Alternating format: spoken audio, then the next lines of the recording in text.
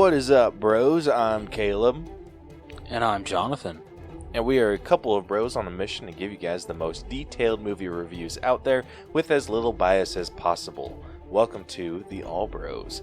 This week on the podcast, we got nothing to discuss in 4K Spotlight this week.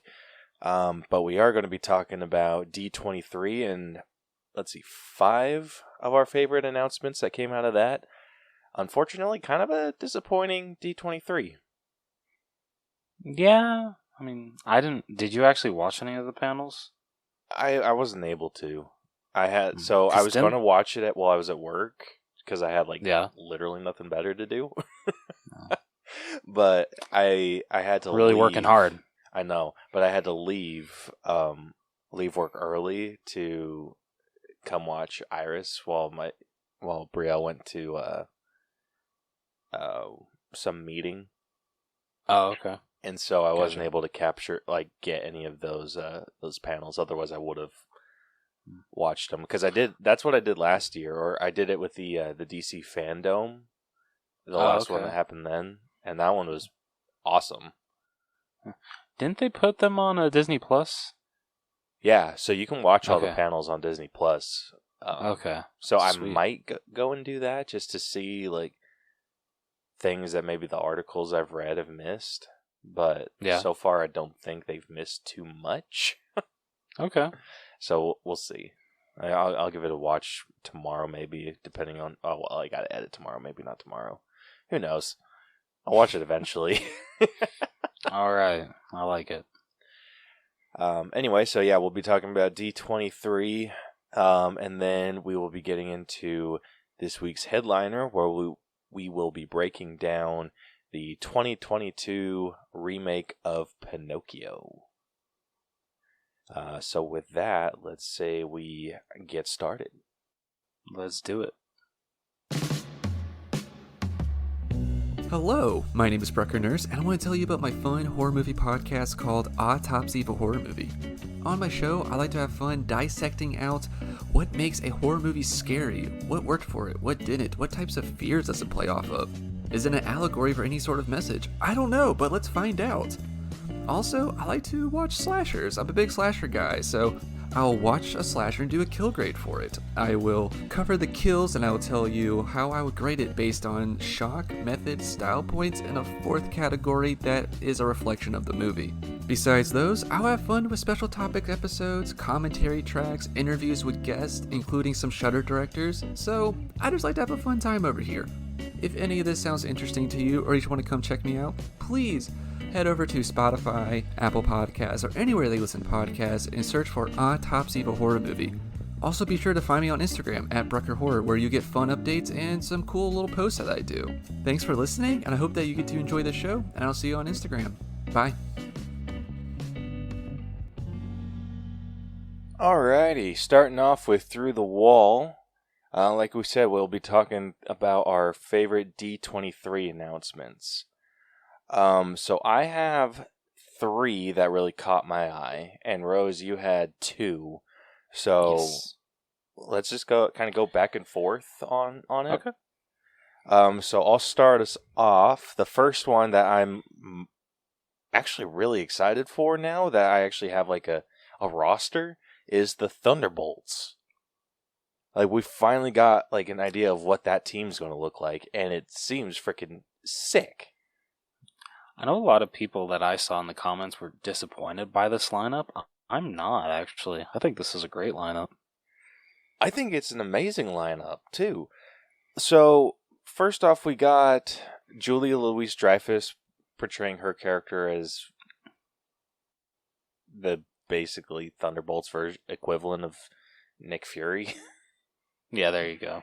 So the Thunderbolts is more like a government-based team, which, surprisingly enough, Kevin Feige announced that this is basically saying that the Avengers have disassembled. Right now, there are no Avengers. Iron Man's dead. Hulk is off-world, if you've been keeping up with She-Hulk, and just kind of not doing the whole team-up thing. Captain America's, we're assuming, dead, just because Or just happily retired, whichever. Yeah, Black Widow's dead. Thor's off-world doing his own thing.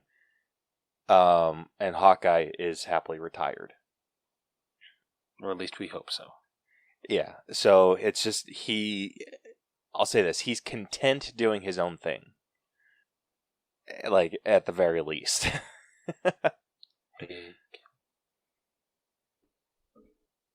Am I supposed to chime in? Well, I thought you would have something to say about Hawkeye. Oh, sorry. Yeah, fair enough. I mean, I'm glad that Clint finally gets to retire. It's about freaking time. Actually, finally. I will fully admit, though, it would have been cool to see Kate Bishop on this team too. She's not really Thunderbolts, though. She's like Avengers. Like these, like this. So, like I said, we got the Nick Fury equivalent, the whatever Dave Fontaine. And then the rest of the team or the lineup, we got Ghost from Ant-Man and the Wasp, which I'm really excited to see her back. Yeah, that's awesome. We got David Harbour's Red Guardian in like a brand new updated suit, which looks awesome. Yeah, it does. Let's see. We got Taskmaster, which I'm super pumped to see her back. Yeah, that's awesome. I honestly didn't think that they were going to bring her back, but that's awesome. I didn't think they were either. Like, I thought that was with what we saw in Black Widow, I thought that was going to be the end of a Taskmaster. Yeah, but same here. I'm very excited to see what we get more, especially with him being one of the big, or with her being one of the big six. True. Then we got U.S. Agent, which he looks like he's in a brand new suit, which looks awesome, or at least new helmet. Yeah. Like, I really dig the helmet. It kind of seems like it has some like streaks of red in it. Or did we see him in the helmet? I thought we did at the end. I need to go back and rewatch that. Then let's see. We got Elena Bulova, who's going to be like kind of the lead of this movie, like the leader of this team, which is going to be awesome. I freaking love Florence Pugh. Oh yeah, I love that it's No, sorry, I was gonna say I love that it's like the classic like Black Widow uniform, but with the green vest over it. Oh, I love it. Yeah, that looks awesome. And then, surprisingly enough, we were going to get Winter Soldier in this as well. That threw me through a freaking loop when they showed that. I'm like, what? It kind of makes sense, though. Like, if you think about it, like, they're getting all of these, more or less, these rogues. These people that don't really fall under the hero banner. Like, if I were to go through these, I think Ghost was leaning a little bit more towards, like, the villainous side. Like, these are all people with, like, questionable morals. Fair enough. That's a good point. And it's like none of these people seem to have a problem with killing, if that's what it, like, comes down to. I think Bucky's going to be, like, the odd man out, since he was technically, like, part of the Avengers. I think he's more like maybe being a double agent to kind of make sure that this team is supposed to be on the straight and narrow. Okay. And maybe serving as a spy for like the Avengers, or what will eventually become the Avengers. But it's also too like maybe he has like a little Suicide Squad situation going on, where maybe he has to be part of this team because it's like part of the government stipulation on his pardon. I mean, that's what I would assume. But no, that's fair. From what they were saying, it seems like Yelena and Bucky are going to be like the two main characters, and everyone else is kind of be off to the side. Which I'm cool with that. Yeah. But like, I would have liked to see other characters. Hopefully they get like at least a little bit moments to shine, especially David Harbour's Red Guardian. But I kind of hate that they just already called out, being like, oh yeah, it's basically Yelena and Bucky's movie. Yeah, I mean, I think Red Guardian is just going to kind of be attached to Yelena. And I think that there's going to be... The ones that I'm worried about getting kind of pushed off to the wayside are Ghost and Taskmaster. Yes. Oh, I absolutely agree with that. Like, those two, I want to see really good things from. And what's interesting to me, though, is like... Or what's kind of throwing me, too, all of these people seem to be, like, the same. Like, you got Bucky and U.S. Agent. They're both super soldiers. You got Ghost and Taskmaster, and they're both, like, assassins. And then you got Red Guardian and Yelena that are both, like, Black Widow spy people. And I guess if you wanted to throw... If you didn't like that comparison, you can throw Red Guardian into the Bucky and U.S. Agent group, where it's like super soldier. Yeah. So it's like, I know 3 super soldiers and 3 assassins. Please tell me you've seen the meme of like people like announcing, like they'll show the picture of the team, and they put that the scene from the Suicide Squad where Idris Elba's character is just like, he does the same thing I do. Yeah. It's freaking great. I'm like, you know what? You got a point there. Yeah. So I that's what I'm like really worried about. It's mainly because like Ghost and Taskmaster, we didn't really get a personality from them. So I feel like they're going to be kind of thrown to the side. Like, I think they're going to get like the Black Widow Hawkeye treatment. Yeah, I mean, I feel like we literally got like nothing from Taskmaster in Black Widow, Ghost a little bit in Ant-Man and the Wasp, but yeah, I feel you there. I'm afraid too that it's going to turn into a Hawkeye and Black Widow situation with the Avengers. Taskmaster is definitely going to be the Hawkeye in this situation. Dude, straight up. Like, that is absolutely what I'm afraid of.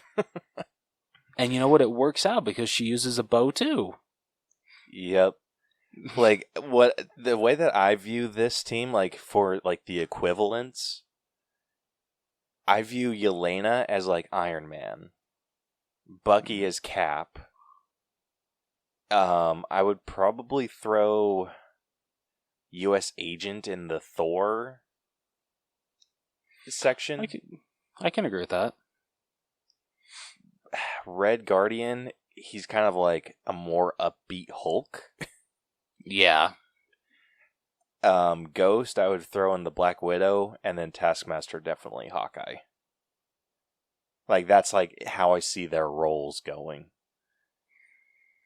So now, when we go to see this movie, I have to do what I did with if they do like character posters for each one, I gotta make sure with Taskmaster I print our poster off and just duct tape it to a shirt, because gotta do exactly what I did with Hawkeye for the Avengers. That's still one of the stupidest things I've ever done. It was up there for sure. Yeah.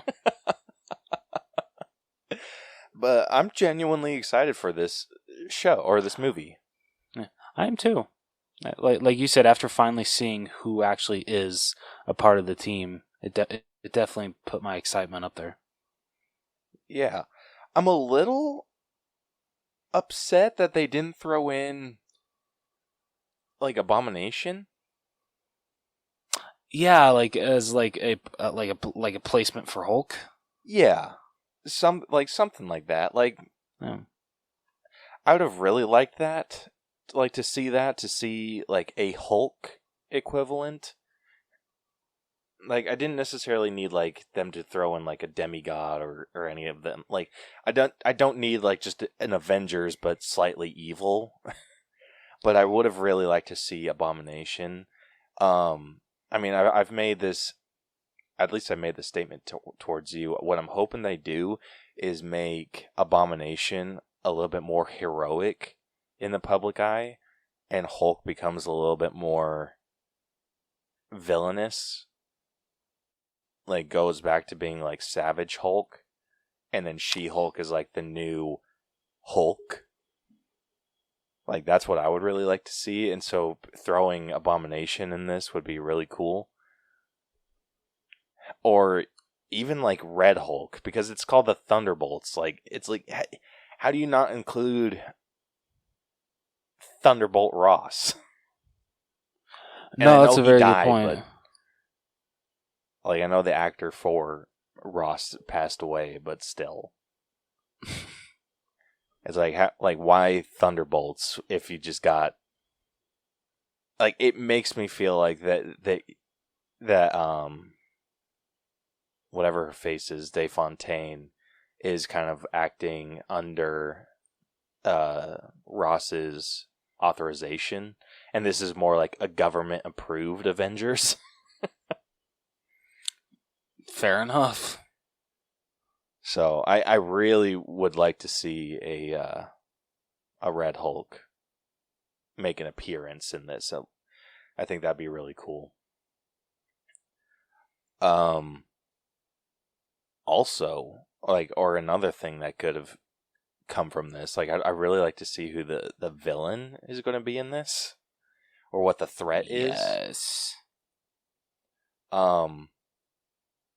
But did you hear about Captain America, the New World Order? No, huh? Like, we don't have to go too much into this, but they announced that the villain for that is going to be the Leader.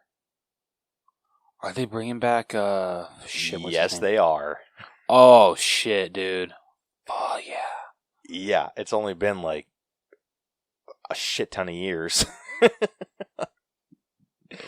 But hasn't it been, like, has it been almost 14 years? Damn near. Holy shit. Yeah, so damn. So he's going to be back as the Leader, and I could not be more excited about it. Hell yeah. Oh, that's awesome. Yeah, so that's going to be sick. Really excited to see that. Yeah, that's all I really got to say about the Thunderbolts. Nothing, like, real insightful to add about it. Like, you got any other notes? Not really. I mean, I'm super excited for it. All right. So what was your first D23 item?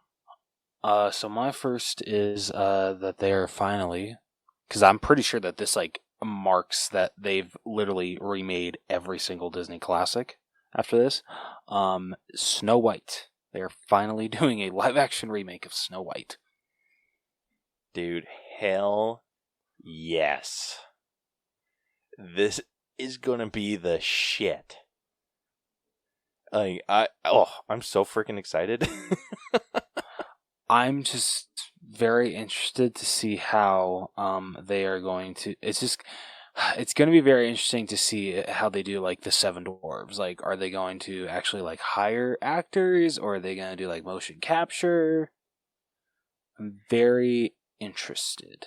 Yeah, I have it pulled up on IMDb, like, what they're wanting to do. Yeah. And so far, it doesn't look like there's... It doesn't seem like they have a cast for the dwarves. Okay. So they have, like, a bunch of dancers, like, cast and whatnot. So they're definitely keeping with, like, the musical route. So that'll be interesting to see. But what I'm really excited for is Rachel Zegler, who most people would know as, I want to say her name is Maria in West Side Story. Yes. Yeah, Maria in West Side Story, the new West Side Story, she will be playing Snow White, and Gal Gadot will be playing the evil queen. And that is going to be the shit. That really is. I'm honestly like over the moon just to see how Gal Gadot will act as a horrible person. Because she seems too sweet to do it, but I think she can do it. She well. kind of has that. Oh balls! What's his name? The guy who played Gaston. Oh, Luke Evans. Yeah, she kind of has like that Luke Evans vibes, where I don't know how well she can play evil. Yeah, I guess we'll find out. Yeah, we'll see. So really high hopes for that one. Like that movie just. I guess you got to say that Disney. At least I guess you got to say that Disney at least liked how Luke Evans played evil, considering they brought him back for Pinocchio. Oh yeah. We'll get into that. But yeah, really, really excited for Snow White. I wish there was a little bit more news. Like, I would really be interested to hear what they have going on for the dwarves. Like, whether they're going to hire, like, small people for those roles. I hope they do. I hope they go that route. Yeah. But yeah, like, I don't know if like they could go any other route with that, other than just not including the 7 dwarves. But you can't. I'd be pissed. Snow White. Yeah, I'd be pissed if they didn't include the 7 dwarves.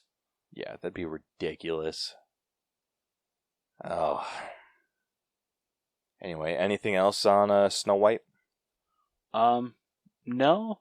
The sad thing, don't get me wrong, I'll definitely watch this when it comes out. But like the first thing that came to my mind when I saw that announcement, I'm just like, I swear that truly makes it that they've remade every single Disney classic. That's like that. They've done them all. Like that's what got me the most excited. It does feel like that. Like, are they missing any? Well, okay. So the question is, do we count Maleficent as a remake for Sleeping Beauty? Oh. That's the hard one. Because if we don't, then no. Yeah. But I don't know if Disney's counting that. So if Disney counts it, then yes, I think. I don't know if they would count that, though. Yeah. I mean, if they did do a remake of Sleeping Beauty, they best bring back Angelina Jolie to play Maleficent. That's all I'm saying. Fair. Well, okay, they're missing a couple. Like, they need to do The Sword in the Stone. They still need to do, like, Hunchback of Notre Dame. Like, I know that those aren't, like, the classic Disney, but I mean, Hunchback of Notre Dame is pretty classic. Yeah? Yeah, I'd say. Oh, shit, Hercules. Oh, yeah. Okay, yeah, they definitely need to do Hercules. Damn, okay. Well, we still got a while to go. Come on, Disney. I want these all remade before I'm 30. That's how long you got. That. Yeah, I know. So they have to do it by, what, 2026? Oh, good lord. Yeah. Please tell me I'm not that close. I'm that close to being 30? Yeah, you forget we're 4 years away from 30. Oh, Jesus. Oh, my God. Oh. Dude, you think that's messed up? I'm 4 years away from having a 6-year-old. Hey. I was going to say like a 5-year-old, and somehow saying 6 is worse. Oh, man. Oh, God. Don't you love growing up? I hate growing up. All right. Next item. This one's intriguing because it's not. I don't know if this is MCU related, I don't know where this is going to fall in with other MCU properties, because this is technically a special that will be releasing on Halloween or next month. It'll be releasing for Halloween. But this is the Marvel's Werewolf by Night, which the setup for this, dude, is the best. Dude, straight up. Like, setting this up like a murder mystery, but one of the people there is the werewolf. Like, is the monster and doesn't seem to know it. Like, that's nuts. And I love it. Dude, so Caleb had me watch this trailer right before we recorded because I hadn't seen it yet. And literally, I was just smiling the whole time for like how many throwbacks are to like classic like horror films like Frankenstein, Creature from the Black Lagoon, just all that shit. Just like of how like not like hyped up the trailers are, but how do I explain there? How do you explain these trailers? I don't know how to explain it other than just saying that there's a bunch of hype. That's really so good. It really does. Like, just like, and isn't it like the end? Like they pause for a minute after like they like close in on like someone's face, and then it shoots the title. Yeah. Dude, it's like everything that they've done with this, or at least that we can see, I am excited for with this. It kind of feels like it has that low budget horror movie feel. And I'm hoping that that's the route that they took. Like, I don't want a super crazy, like, CGI werewolf. I would much rather just see a practical werewolf character. Dude, same here. Like, if they take this all practically, this will be my favorite, like, project so far that they've done. Completely understandable. Like, don't get me wrong, the CGI is cool and all, but you cannot beat good practical effects.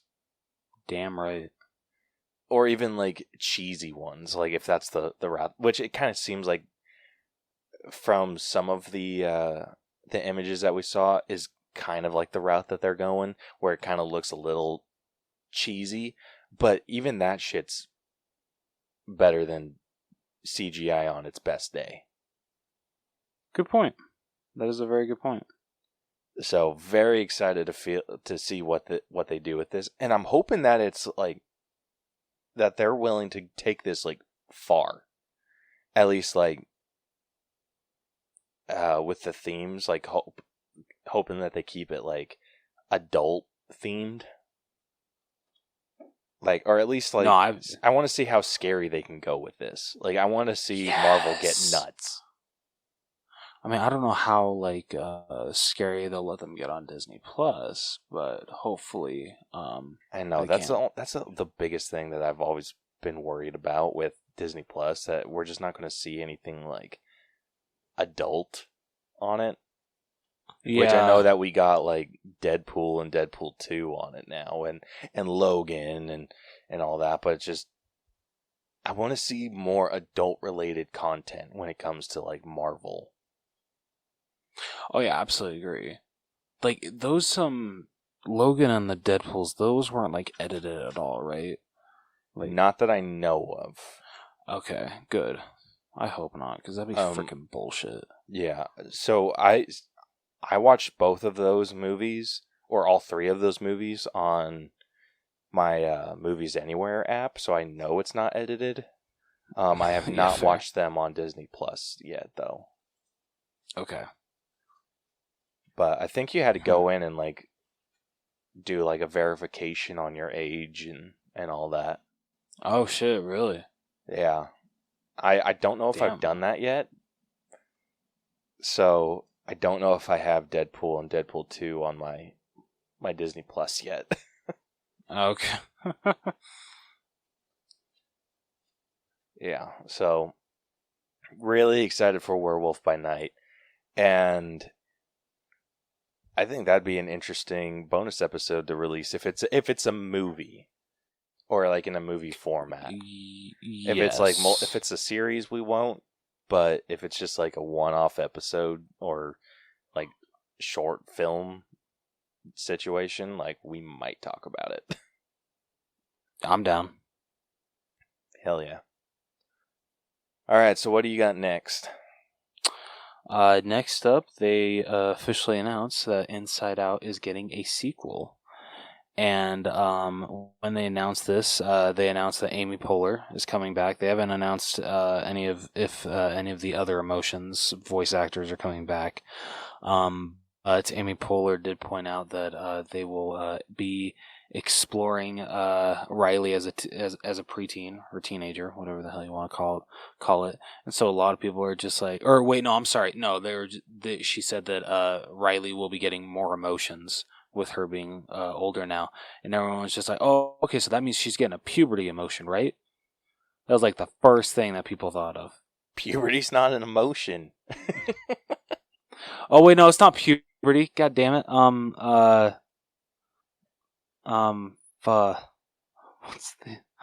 the emotion? Is it a horny emotion? No, it's not a horny emotion. A horny emotion? That would be funny. That would be freaking hilarious. Shit, what would it be called? God damn it. I can't think of anything other than horny now.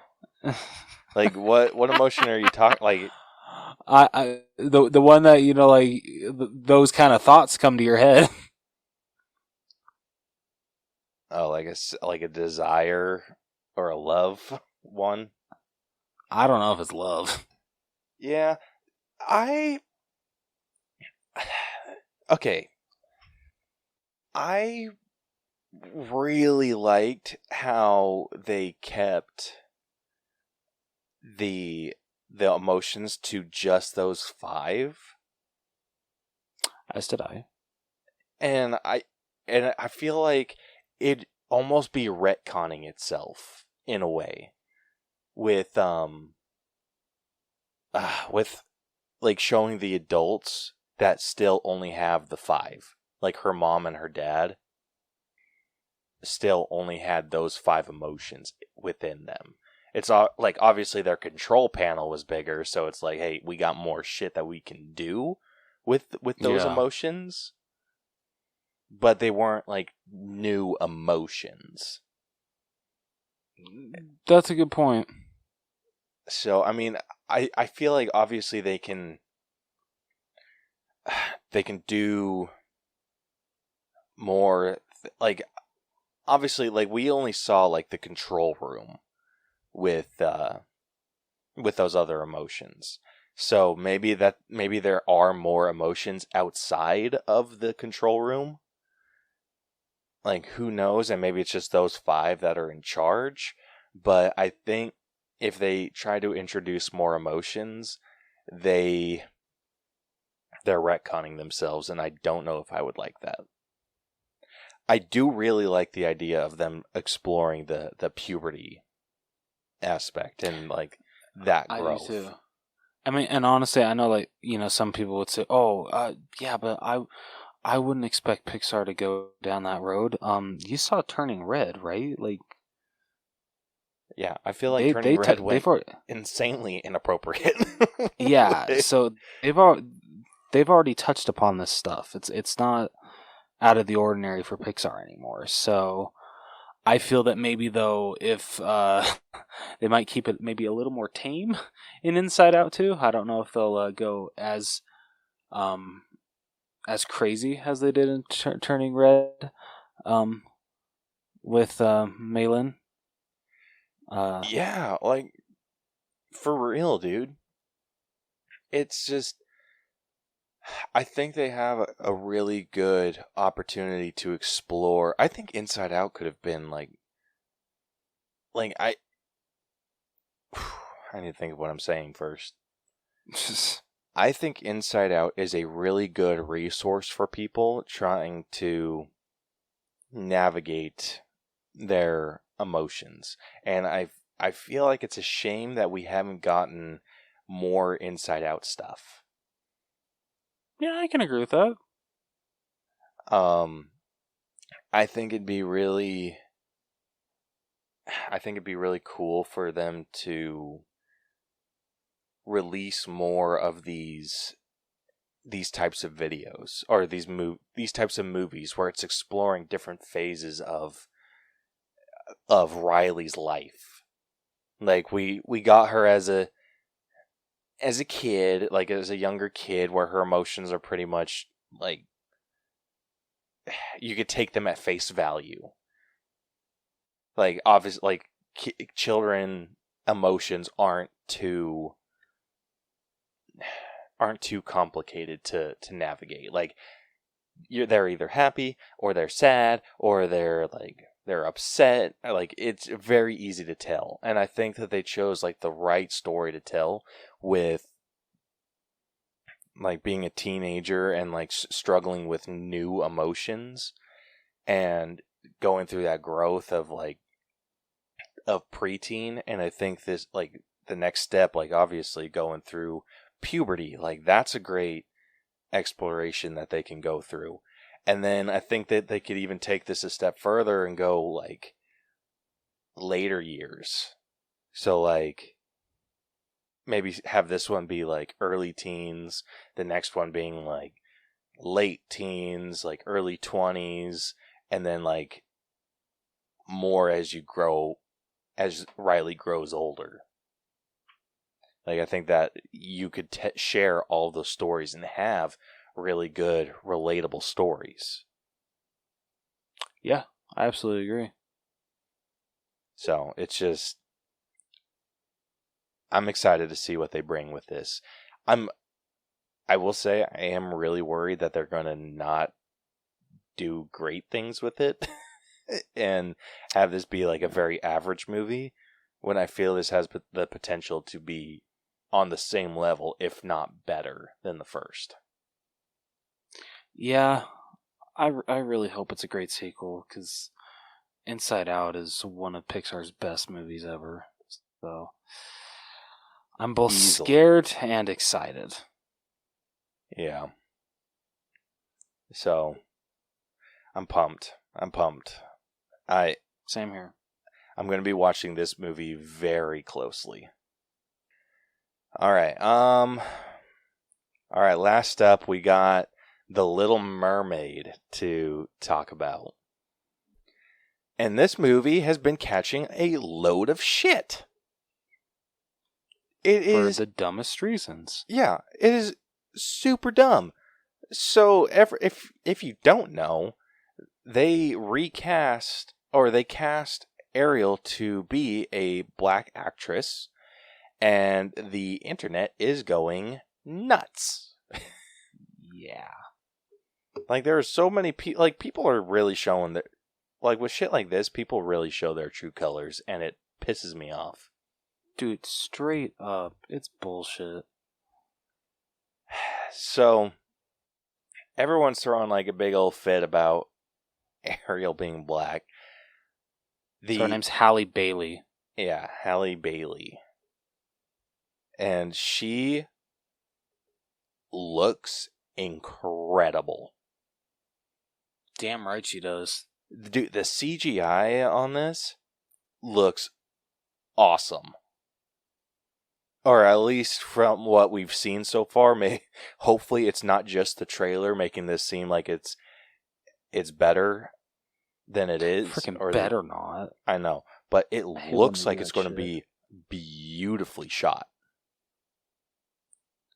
Like, the underwater scenes look incredible. Like, I think the only complaint is maybe it's just not as colorful as I would like it, because the Little Mermaid, the original Little Mermaid, is, like, extremely colorful. So Fair maybe enough. that might be my only complaint, that they maybe went a little too far with the, hey, we're underwater thing.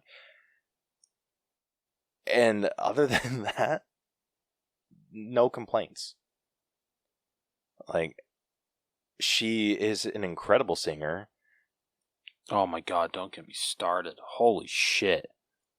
Yeah. I almost started tearing up when I first heard her. I know. If there's anything I'm pissed off about, it's that she didn't sing more. Yeah, right? I wanted the whole version of Party that world. I know. I'm just like, gosh, you're just going to give us this one clip? Freaking assholes. Seriously, this is bullshit. Oh, but it looks like it's going to be good. And it seems like they're keeping pretty true. Like, I don't know if you caught it, but it seemed like there was a flounder in there. I did not, actually. Nice catch. Yeah, I mean, I might be wrong. Let me just play it back. I have it open on... Okay, yeah. It looks like there's a flounder-looking fish following her when she's swimming up to the surface. Oh, okay. If it's not, there is just a fish following her. If it's not flounder. I like it. But she looks really good. Like, I like how her hair... Like, I like how her hair is in, like, dreads. Yes! And not just, like, this perfect flowing red mane. Yeah.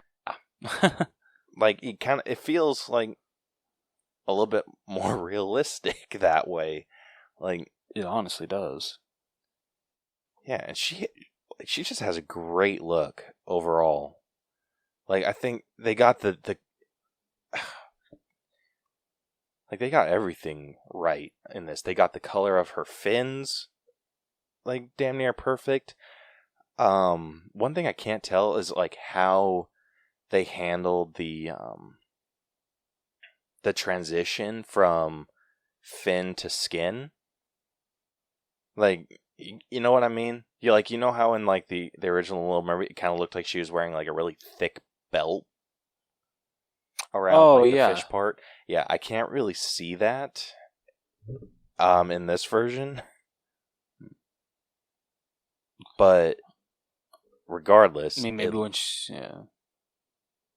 No, I was going to say, maybe, like, when the actual, like, first trailer comes out, like, maybe if we see her in, like, a little more of light, we might actually notice it. Maybe. Yeah, I'm just... Yeah, I can't get a good, like, clear shot of that transition. I like what they did with the tail, making it seem a little bit more complicated and not just, like, one big-ass fin. It's, like, multiple fins, like, kind of spread out, like, how a fish would be. Kind of like a zebrafish, if you've seen one of those. Yeah, that's true. But yeah, I don't know what everyone's complaining about. Like, I love how people are just like, oh, well, for that, like, that area, like, Little Mermaid's supposed to be, like, Danish or something, and, like, well, Danish people are typically white. Well, cool, she's not Danish, she's Atlantean. Freaking dumb bitches, and Atlantis is fake. It's like, so guess what? She can be whatever race they want. Yes, exactly. Yeah, and I don't know why everyone's bitching. We're getting Terry Crews as King Triton. Yeah. Like, I could give a shit about Ariel. I love that. Yeah, like, I'm pissed we didn't get to see Triton. Freaking, I was telling Caleb this earlier. I saw this on a TikTok. One guy, someone commented on, I guess, like, he had made an earlier video talking about how it's so stupid how people are throwing it out of line about her being a black actress. And someone said, well, God, what, next they're gonna, make Moana white? And he came up back with, if you watch the movie, it is clearly pointed out that Moana and her whole tribe are Polynesian. Polynesian people aren't white. That's not how it works. And yeah, and mermaids don't exist, so they can literally just be any color. Polynesian people are specifically one color. Just saying. Yeah. Dude, I just... Oh, son of a bitch. What? I just pulled up the IMDb for The Little Mermaid. Yeah. And now I'm pissed off. Why?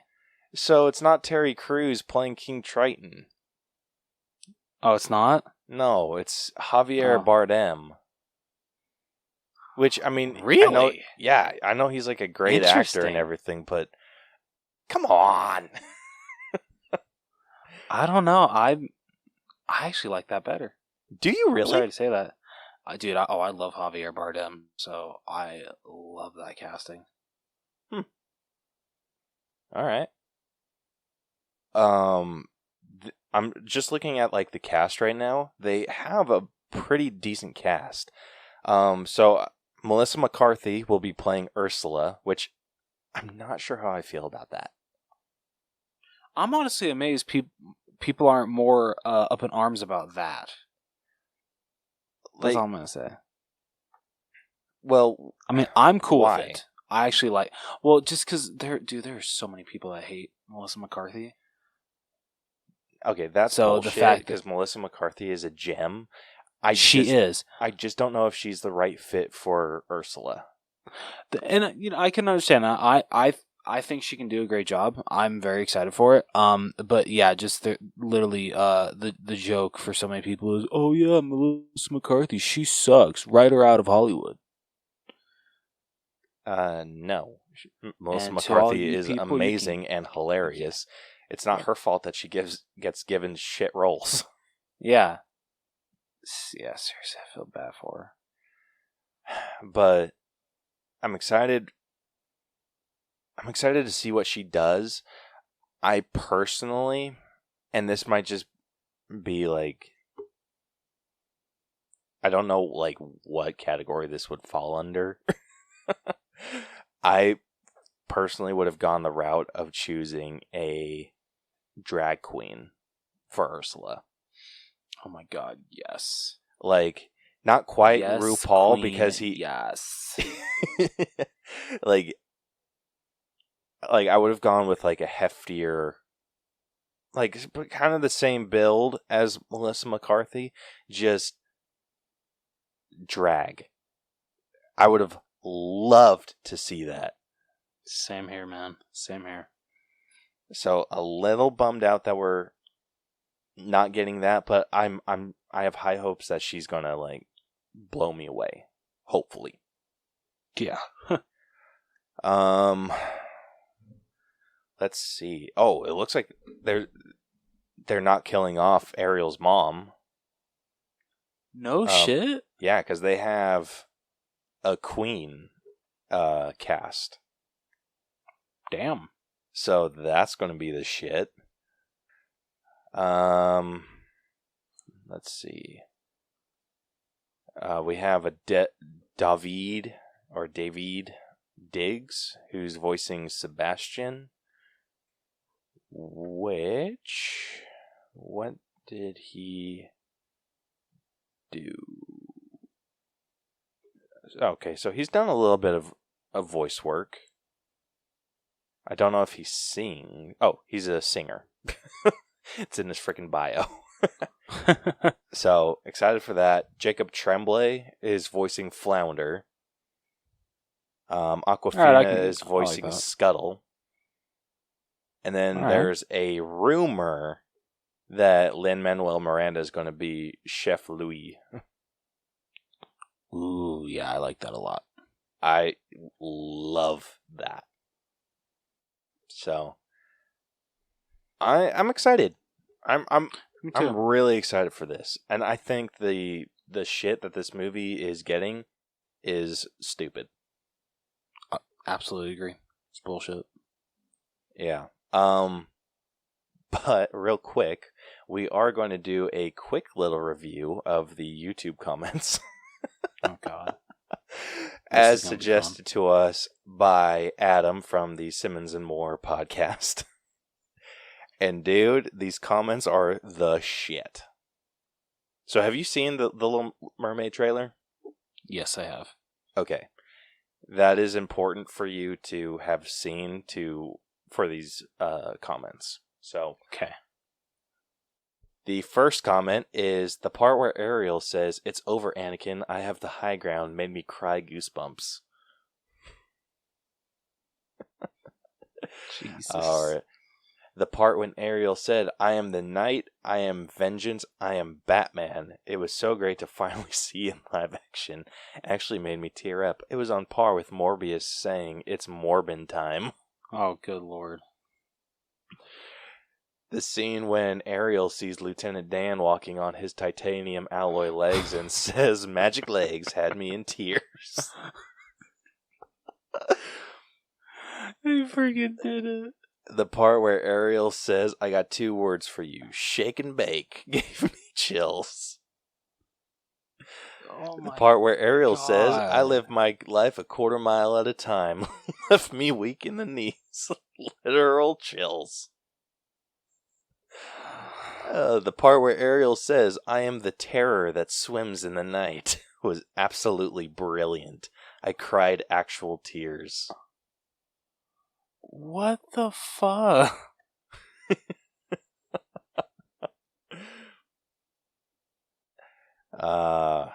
Let's see. The part where Ariel said, "Avengers Assemble," made me tear up and made my timbers shivered. It was truly amazing. The part where Ariel says, "What do you mean, you people?" was Oscar worthy. Oh my god. Okay, yeah, that might be my favorite one. Let's see. The part when Ursula says, "Prince Eric, my dear Ariel, welcome to Jurassic Park," and proceeds to show a herd of Brachiosaurus swimming truly touched my heart. This is one of the most movies of all time.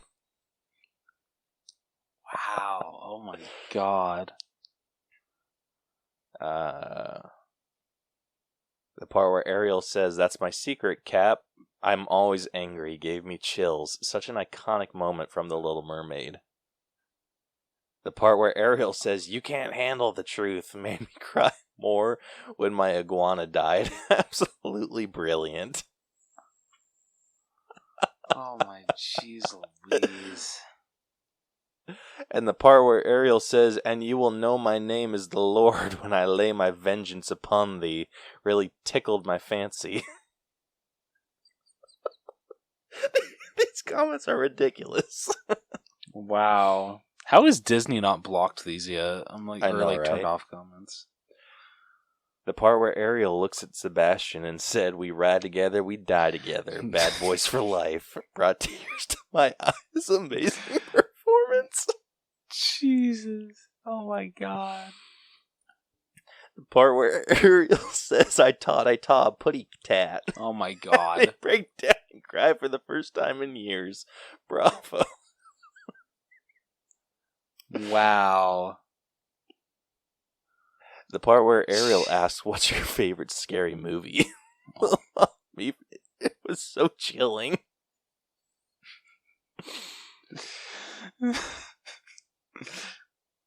Oh my gosh. Oh, the part where Sebastian says she's starting to believe, and then Ariel stops all the bullets with her mind, sent chills down my spine. Just stunning. Oh my god. The part where Ariel soars through the air in her car and lands it perfectly between other parked vehicles before shouting, "Like a glove." I cried tears of joy. Dude, this goes on for days. Oh my god. It just, like, comment after comment after comment like this. That is hilarious. Oh, wow. And if I was giving this an All Bros letter grade, this would be an A+ for the comment section alone. Yeah, I can absolutely agree with that. Oh, man. Okay, wow. Yeah, so that's the last D23 item that we're going to be talking about tonight. And yeah. So with that, let's say we move on to this week's headliner where we break down Pinocchio. Let's do it.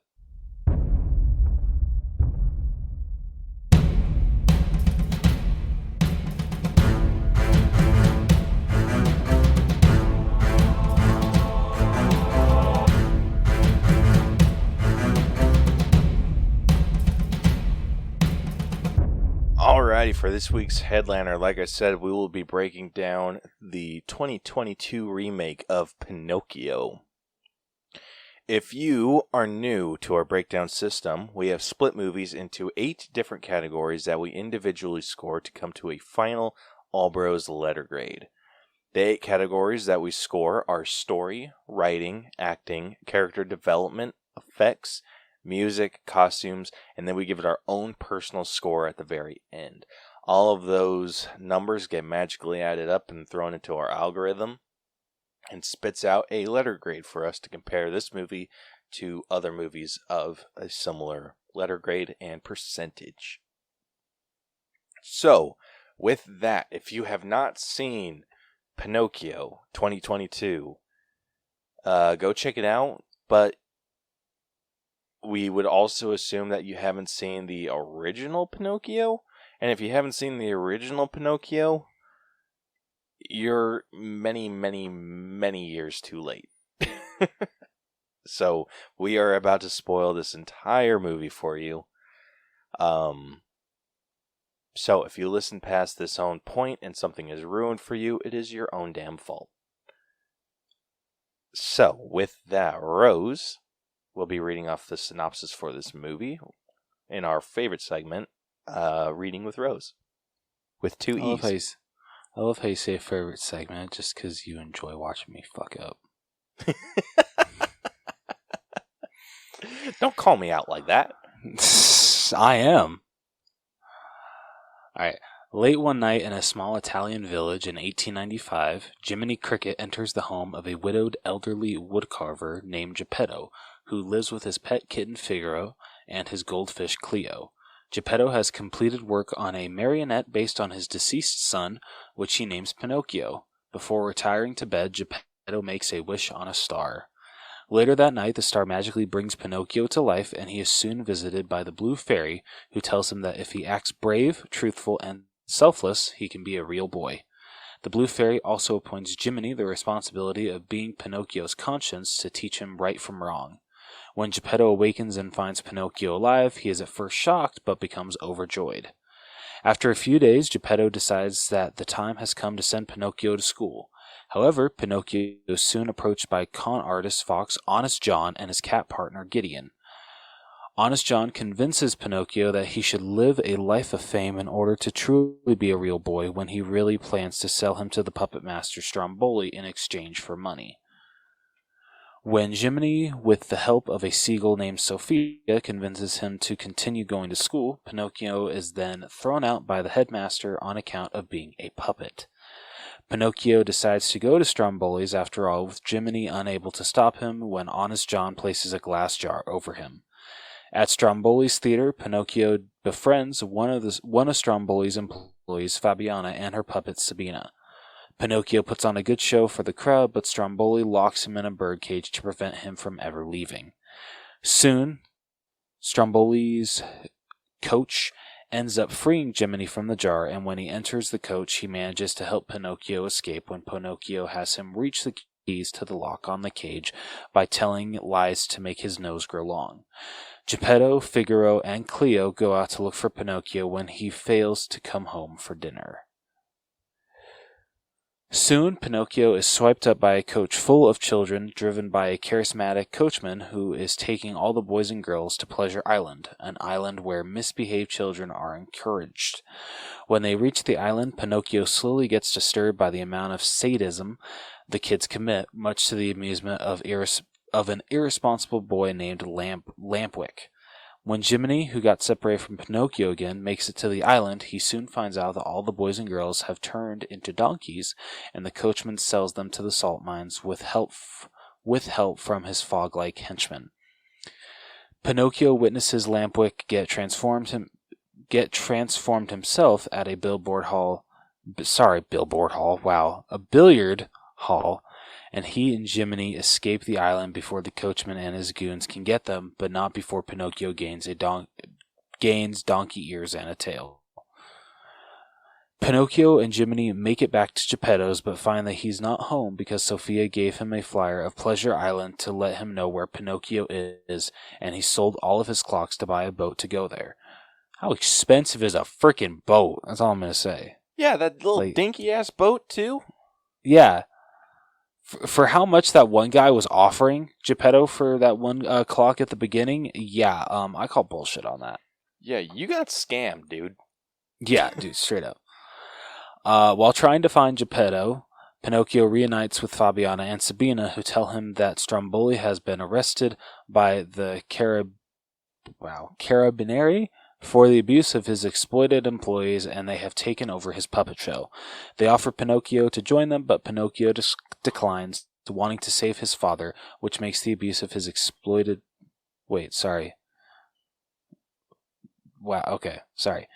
So, because he declines, that makes his donkey parts disappear. Sophia pulls a rope for Pinocchio to hold out to the sea, where they soon find Geppetto in his boat. Just as they reunite, they are swallowed by a giant sea monster named Monstro. They take refuge in a giant boat in Monstro's stomach, and Pinocchio gets the idea to make him sneeze by starting a fire within him. The plan is successful, and Monstro sneezes them out, but he gives a chase that ends with him and the group crashing on dry land and seemingly killing Geppetto. Believing his father has died, Pinocchio mourns over him, and a magical tear falls from his eye on Geppetto, reviving him. Sorry. Geppetto then tells Pinocchio that despite being a puppet, he has proven himself to be a true boy at heart for all that he's done, and they depart for home. Meanwhile, Jiminy says in his narration that stories have been told of Pinocchio's becoming a real boy, but doesn't confirm if they are true or not, stressing that what matters is that Pinocchio has the heart of a real boy, brave, truthful, and unselfish, and that he's fully real to his loving, proud father. Yeah. I think if anyone can tell by the tone of your voice, you have very strong opinions on this, on that ending. I do. Quite a lot. But we'll get to that. Alright, well, let's just knock this out with, so getting into our story. I don't know if I had as many problems with the story as you might have. I think, I told you this before, while we were talking about it a little earlier. I feel like they took out a lot of the fluff from the original. Yes, I can. They took out a lot of the scenes where it's just kind of goes to kind of the pointless stuff. One of the things that I was kind of glad that they got rid of was the whole underwater scene where Pinocchio was hunting for, or was searching for Monstro. Underwater and, tied his tail to a rock and did all that. I'm so glad they got rid of that. Come on, you don't want to see the fish try to steal Jiminy's hat again? No. I don't. Oh shit. I will admit, I didn't mind that change. I wish that in the freaking original that he could freaking paddle his feet like he could in this movie. Where the hell was that in the original? Yeah, no shit. Where did that come from? Yeah. That pulled me out of the movie a little bit. I'm just that's not how anything works. Yeah, dude, it straight up reminded me of freaking Dash in The Incredibles. Oh my gosh, yes. I'm dude, that was such a load of crap. Yeah. First off, if he had fins, maybe. Just his little dinky ass rounded boots? No way in hell you're out swimming a freaking sea monster. Yeah. Speaking of the sea monster, I hate that they made it out to not be a whale. It's a like straight up sea monster. The way they hype up that it's a sea monster. Now, in the original, it's just a whale. Like, of course, like, you know, like kids will say like, oh yeah, it's a sea monster, but no, it's just straight up a whale. That's all it is. It's called Monstro, but it's just straight up a whale. The way that they made him look in this movie, he definitely looks like a sea creature, like a scary sea creature. But that really pissed me off. That it doesn't exactly look just like a damn plain whale. Dude, I was losing my mind at that change. I didn't mind it because it kept, like, at least for me, it scared the shit out of me. I wouldn't say it scared me. Dude, it was I probably wasn't scared because I was so pissed off. Dude, I don't know if I'm just like recent, like, I don't know when this happened, but anything that's like a giant ass creature in a distance, or like in some sort of dark abyss and you can just see like the eyes or some shit like that, scares the ever living shit out of me. And so I had such an extreme reaction when they were in the boat and then you just see the frickin' like mouths like kind of enclose them. I flipped out. I was like, really? I don't like that. Oh, that's like, funny. I love that. I don't like that. Dude, there's a scene. So there's a movie on Netflix right now. It's called The Sea Beast. I have not watched it, even though I've heard nothing but good things about it, because there is a scene exactly like that. Where, like, I caught a clip in a video where this dude is swimming down in the ocean, like in the middle of the ocean. He's swimming downward to save this little girl from drowning. He gets the little girl, and then he, like, pauses and looks down, and when he looks down, so it's like a top-down view, so you see him, and he's like really small, right? Mm-hmm. And then it's just like eternal abyss, and then like a quick little moment happens, and then you see the face of this sea creature appear, like super bright eyes, and then you see the dark mouth, and I'm like, oh, absolutely the not.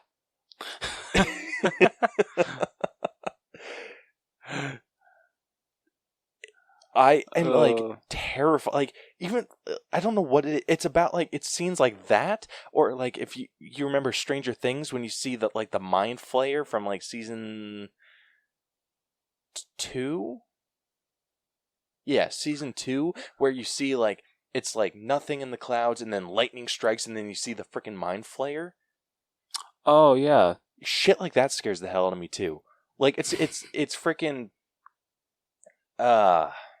kaiju shit scares the ever living bejesus out of me.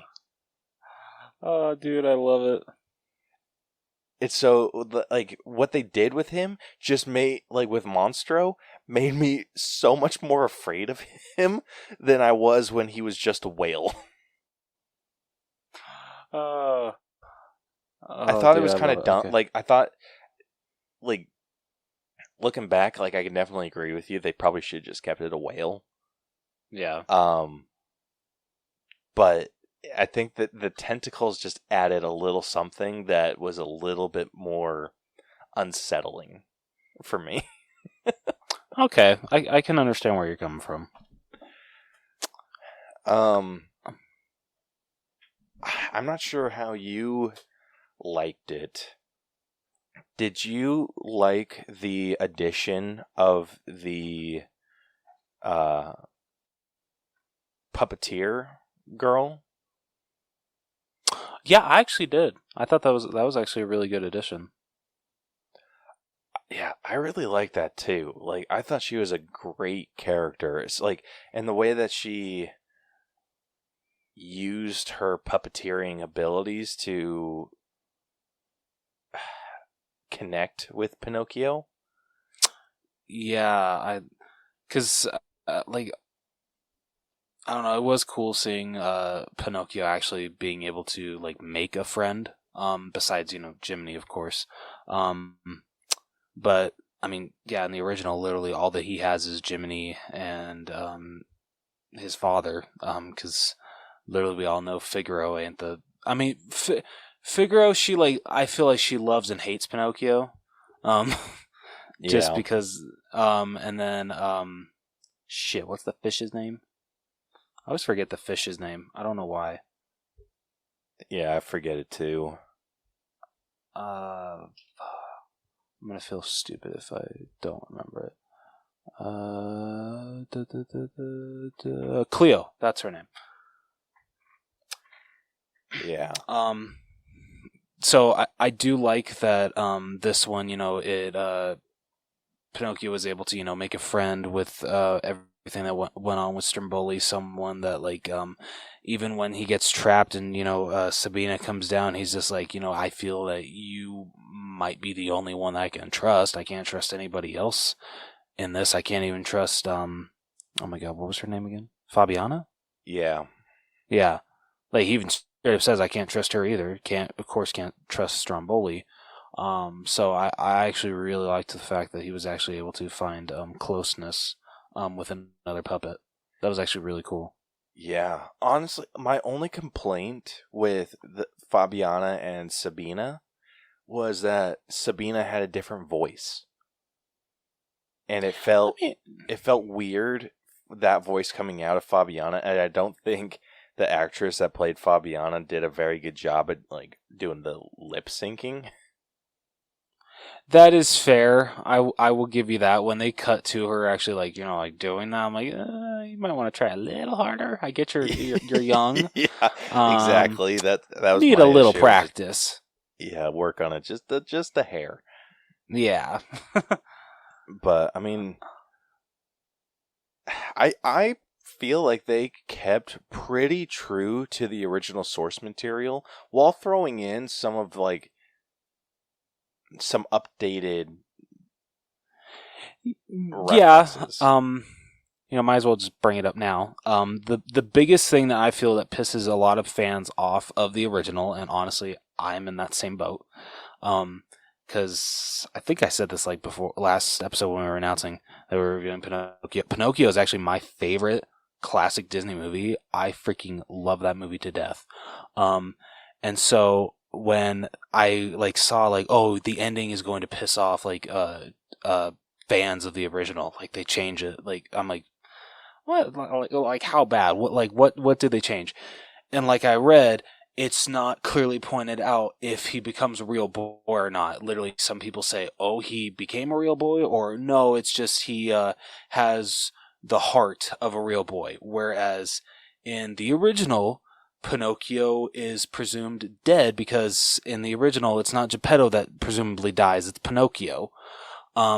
And when he comes, when they bring Pinocchio back to Geppetto's workshop, the Blue Fairy appears, she brings him back, and because of his selflessness, and everything that he did for his father, she truly believes that he's become a real boy, and he becomes a real boy.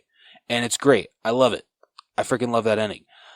I'm sorry, I don't like that it's not a, he's specifically a real boy, or no, he actually wasn't able to become a real boy. I don't like that it's up for question, some say this, but some say this. I hate that. I'm sorry, it has to be one or the other. Okay. I have, I rewatched the ending, and you absolutely do see the wooden joints of Pinocchio go away. Oh, you do? Yes. Oh.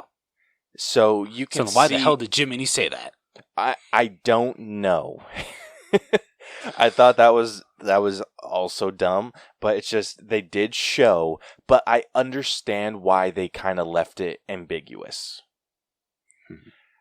I get it, because think about how the original happened. or what happened in the original.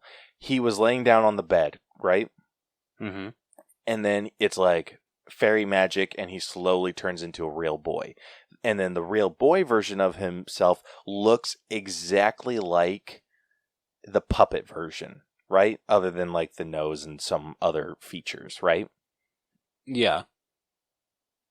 The reason I feel they did not show that is because how do you like make that transition?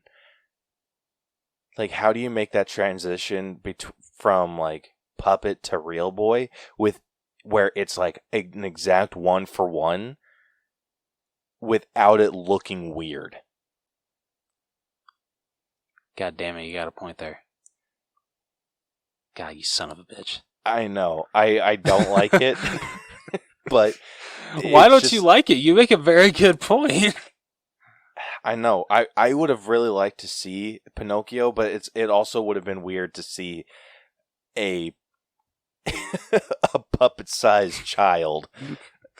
Fair enough. It's just still weird that like I think they should have made Pinocchio bigger and actually shown the face, like the full body and everything. Fair enough. Well, I mean, couldn't they have? Because it's showed clearly that literally when the blue fairy comes, the picture that Geppetto has of his deceased son, all of those personalities are put into Pinocchio, because literally the blue fairy shines her or blasts her magic on the picture of his deceased son, and that bounces off into Pinocchio. So I'm wondering, because I don't know where they got that picture from or like who that actor was. Do you think if like they literally just took a kid and like, you know, like black and whited that picture, do you think they could have used that kid to transition into a real boy? I don't know, because it's not. He modeled Pinocchio after his son. He wasn't trying to like replace his son. Good point. So I think if they would have just used the whatever picture of the kid or the actor from the picture, it had it been like a clone of his son, I think that would have been weird. All right, fair enough. It's just like, hey, my son's dead, but I have his clone that I made out of wood, and then he sacrificed it, or then I sacrificed myself for him, and then now he's like a real boy, but now he looks exactly like my dead son. I think that would have been weird. Speaking of his deceased son in that picture, how did you feel about them explaining with how, you know, Geppetto is he lost his wife and then he lost his son? How did you feel about that explanation? Because that is not explained. That is not in the original at all. They never mention that at all. No son, no wife. I did not hate it. I think, I don't know. I didn't hate it. It explained to me why Geppetto wanted a child. Yeah. It's like, because it felt a little creepy in the original, where Geppetto's just like, I just want a son. I'm like, hey, why don't you go out and date? Like, if you want a son, you don't have to wish for one upon a star. You can go and freaking have you don't even have to do that much work. You could go like hire a hooker and be like, hey. Freaking, you're talking about a freaking hooker in 1895. It's not like they were uncommon. I know. It's just the way you're talking about. It's just like, yeah, adopt, don't shop when it comes to your son. Yeah, like you don't even have to like fall in love to have a child. Damn. Like you can have a child on accident. I just don't think Geppetto was trying hard enough. At least the animated one. The animated Geppetto could have tried a little harder. This Geppetto, I completely understand his reasoning for wishing for it. Or like wishing for Pinocchio to be a real boy. See, I don't know, maybe it's just me. I feel he got a little too fixated on him becoming a real boy. With the fact like, oh, you know, wouldn't it be so cool, Figaro, if he became a real boy because I modeled him after my dead son. And this is probably me sounding like a freaking asshole. But just, I don't know, in the original, he's just like, oh, you know, it'd be... I feel they went into like a little too much like not detail, but him like really pushing for Pinocchio to be a real boy in this a little too much. Like, and like in this one, okay, maybe I feel they pushed too hard for it in the original. Really? Because I feel the opposite. Just I don't know, like for how much detail, for how much like he points out like, oh, you know, like I said, like how he's like, oh, you know, since I modeled him after my dead son, wouldn't it be so cool if he could actually come to life and be a real boy? I think it's the fact that like him pointing out, because like in the original, like there's no mention of him having a deceased son.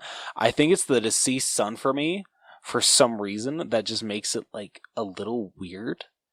Dude, I think it's weird for an old man to be wishing for a child. Hey man, Disney got a Disney. I know Disney's got a Disney, but still, it just feels like a little shady. But I mean, I get you. I think maybe they did push for a little harder in this one. If there is, and I was telling Caleb this, if there's one thing that I actually liked that they did, like, add depth to, is the fact that there is actually, like, from the moment Pinocchio comes to life, and between when he goes to school, there's actually like a little bit of leeway between that of like, you know, Geppetto like actually like getting him accustomed to life living there, you know, maybe like teaching him some things. Whereas, because like, I think like, he's just like, oh, well, you know, like, I think it's time for, because I believe he's telling, Figaro and Cleo, like, oh, I think it's time that Pinocchio starts school. I think that's right for him. Whereas in the original, literally the exact same freaking night that he comes to life, they're all laying in bed. And he's just like, oh, you know, like, we need to get to sleep. And Pinocchio's like, why? He's like, well, everybody needs sleep, and you got school tomorrow. I'm like, well, that was freaking fast. You're not even going to, like, enjoy time with your son now? Like, fine, send him off. Like, Caleb pointed out, CinemaSins pointed out, Geppetto's like the, like, shitty uncle that, literally doesn't want any quality time. Literally just ship him off to school. Yeah, they're he's their problem now. Yeah, like what? Like if okay, like if I'm putting myself in that same like the exact same Geppetto situation, and I were to build a puppet, wish for it to become real, and then it came to life, the idea of that puppet going to school would not even cross my mind. Like, there's no way. Like, it's just like it's a completely normal thing. Like, that's like what freaking throws me off. Like with the original one, it's just like what? It's like, oh, wooden boy, just another day in this little village. Like, what? I mean, I guess you have a walking and talking fox and all. Yeah, dude, straight up. I don't know about you, but like even in like the animated one, especially in this live action one, when you see like the kids walking by, and Honest John's is like, oh, you know, little squirts heading off to school, you know, all that stuff, and I'm just like, if I was a little kid, I'd like freaking start screaming and running if I saw a talking fox. Yeah, like what in the actual hell? And then it just kind of makes me think, like, it's kind of like one of the the Pluto Goofy scenario with Figaro and what's his name, Gideon? Yeah, Gideon. Like, okay, who's the freak? Is it Figaro that's actually like a full sentient cat that like has the ability to walk and talk and just chooses not to and wants to be a pet, or is it Gideon that's the odd one out? We need answers, Disney. Yeah, like they really need to address the frickin' Pluto. They really do. Situation. Yeah, dude, straight up. That has always bugged me too. Yeah, and dude, what even like freaks me out more is like the Wonderful World of Mickey Mouse on Disney Plus. Like we've seen freaking Goofy walking Pluto. Like this is just. What kind of Twilight Zone shit is this? Yeah, this is just... There's a little no bueno area here. And unfortunately, I feel like Pluto's the freak. Oh, shit. But anyway. Oh. But yeah, getting back into Pinocchio.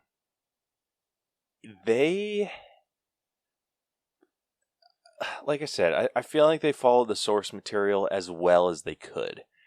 The intro for it, like when you see Jiminy Cricket, or when we meet Jiminy Cricket and him jumping around from place to place and finding like a good place to stay at Geppetto's or whatever, and like the whole conscious thing. Correct me if I'm wrong. Did Jiminy play a bigger part in the original? Because it kind of felt like this whole story could have happened without Jiminy. Yes. Oh, he absolutely did. Pinocchio could, in my opinion, Pinocchio could not happen without Jiminy Cricket. This one could have. Absolutely. And that's like nothing bad to say about the actor for Joseph Gordon-Levitt who voiced Jiminy Oh, no, Cricket. dude, he was... No, I'm going to say that for acting. Yeah. But yeah, I feel like they kind of sidelined Jiminy a lot. And then it just felt like bullshit. I felt like they just convenienced their way into including him or getting him back into the story. Yeah, because like honestly, it felt like they tried to put more focus on Geppetto, and I'm sorry, I did not like that. Nothing against Tom Hanks.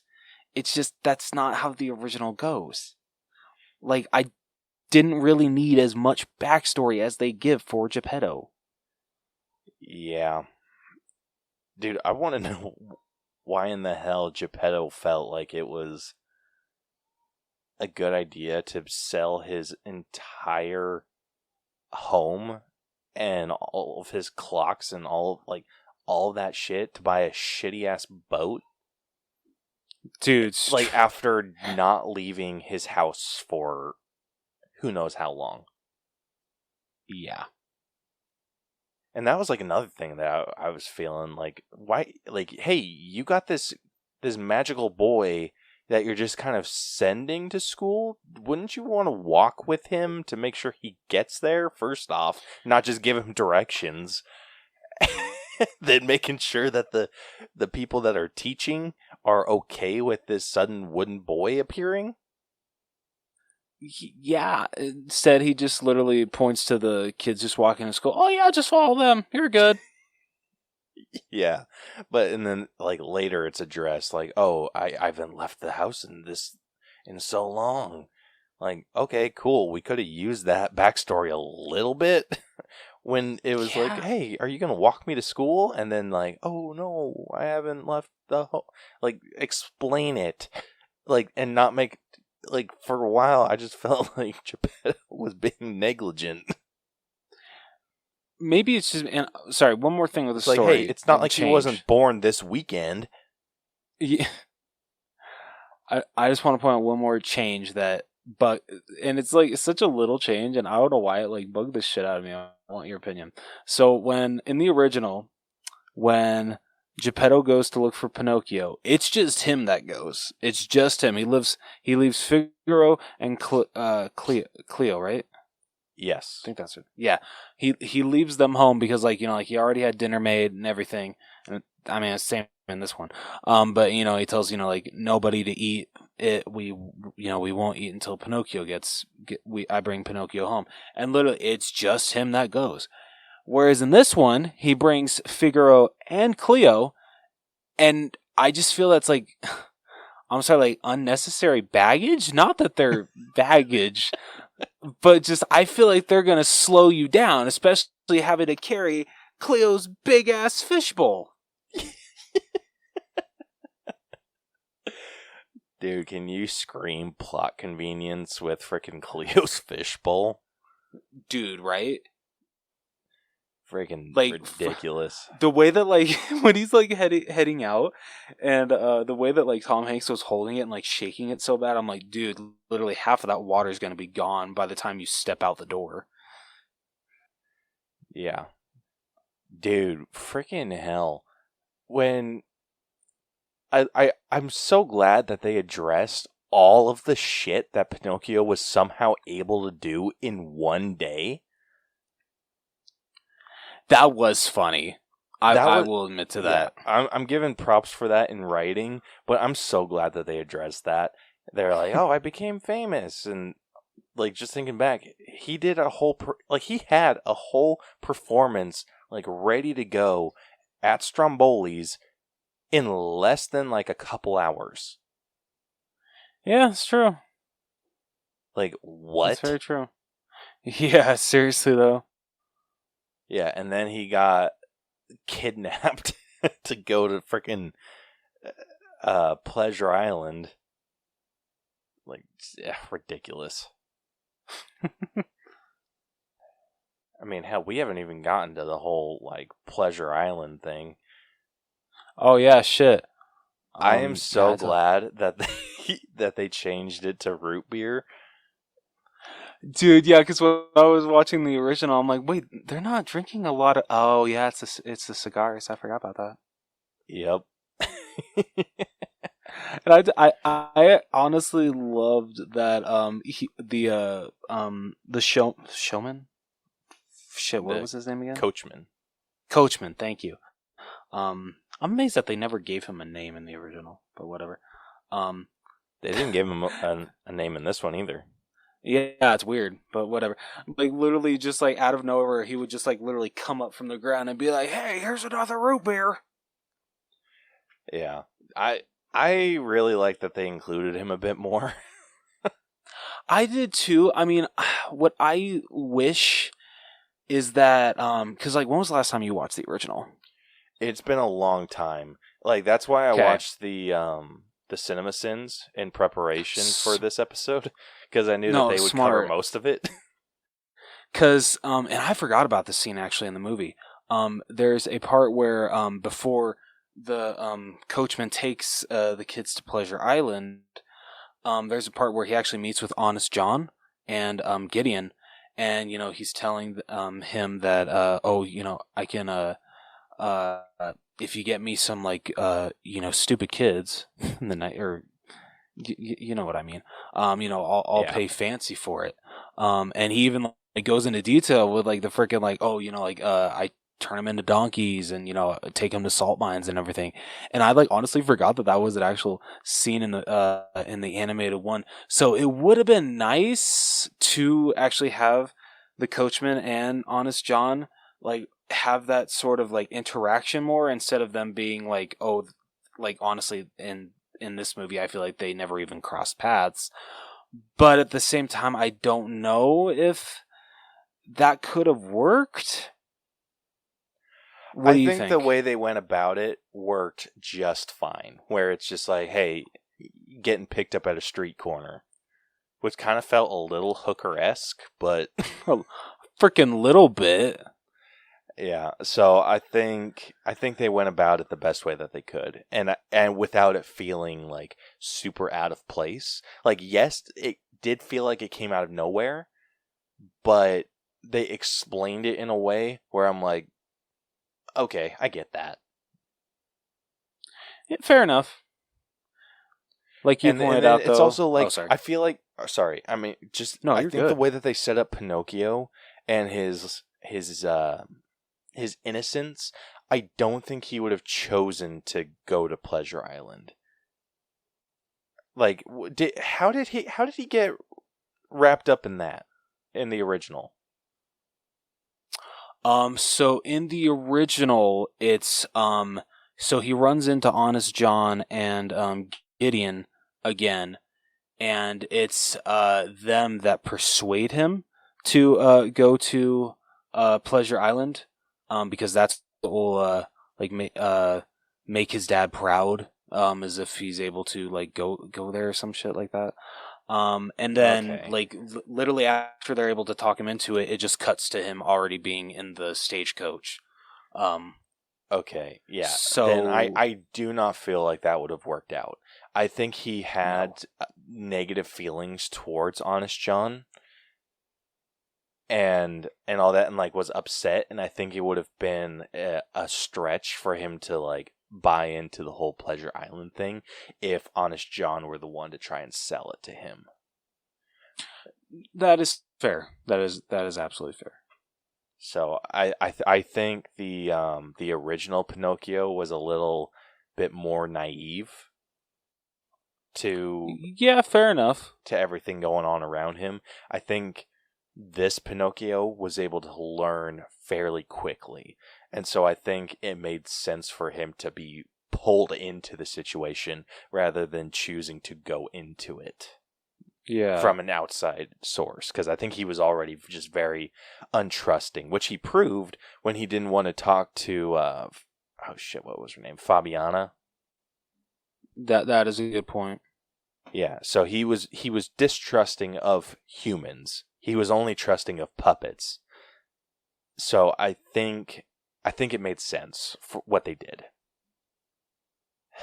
So where are you at with the story? So, I mean, I think both of us are just kind of comparing this to the original. I'm trying really hard to try and disassociate myself from the original with this one. See, I feel that it's very hard to do that, and I feel like a lot of people don't, because you are saying that it is a live action remake. It's still associated with the original, so they're trying to just retell what you got in the original, but update it for, like a newer audience. So I feel you honestly can't help but compare it to the original. I feel that's what it's meant to be. Right. But I mean, if you're I think it's tough to do that as well, at least in like a review like this, because it's like, hey, something that worked in the original wouldn't have worked out in this one. Like the whole That's drinking fair. beer and like the cigars, like obviously for a modern age where that's like where kids smoking and drinking beer is frowned upon, I think they had to do some changes and stuff, and I think it'd be unfair to make that comparison. Fair enough. So I mean, if you rate the story how you're wanting to, I'm sitting at like an 86. Oh damn! Like, is that a high or? No, that's a lot higher than me. Yeah, so I'm going an 86 because I feel like they were able to remove all of the issues that I personally had with the original story. Like, they were able to clean it up. They were able to make it relatively kid friendly for the modern age, while keeping those intense moments intense. Like, Yeah. Yes, I feel like the change that they made to Monstro was a little bit odd, but I feel like I'll dock later for that one. And then the same thing with Pleasure Island and everything. I think they were able to keep the horror-like elements of that fairly well too. Like when Lampwick changing into a donkey, like that was like I think they still managed to keep like that fear that I had as a kid.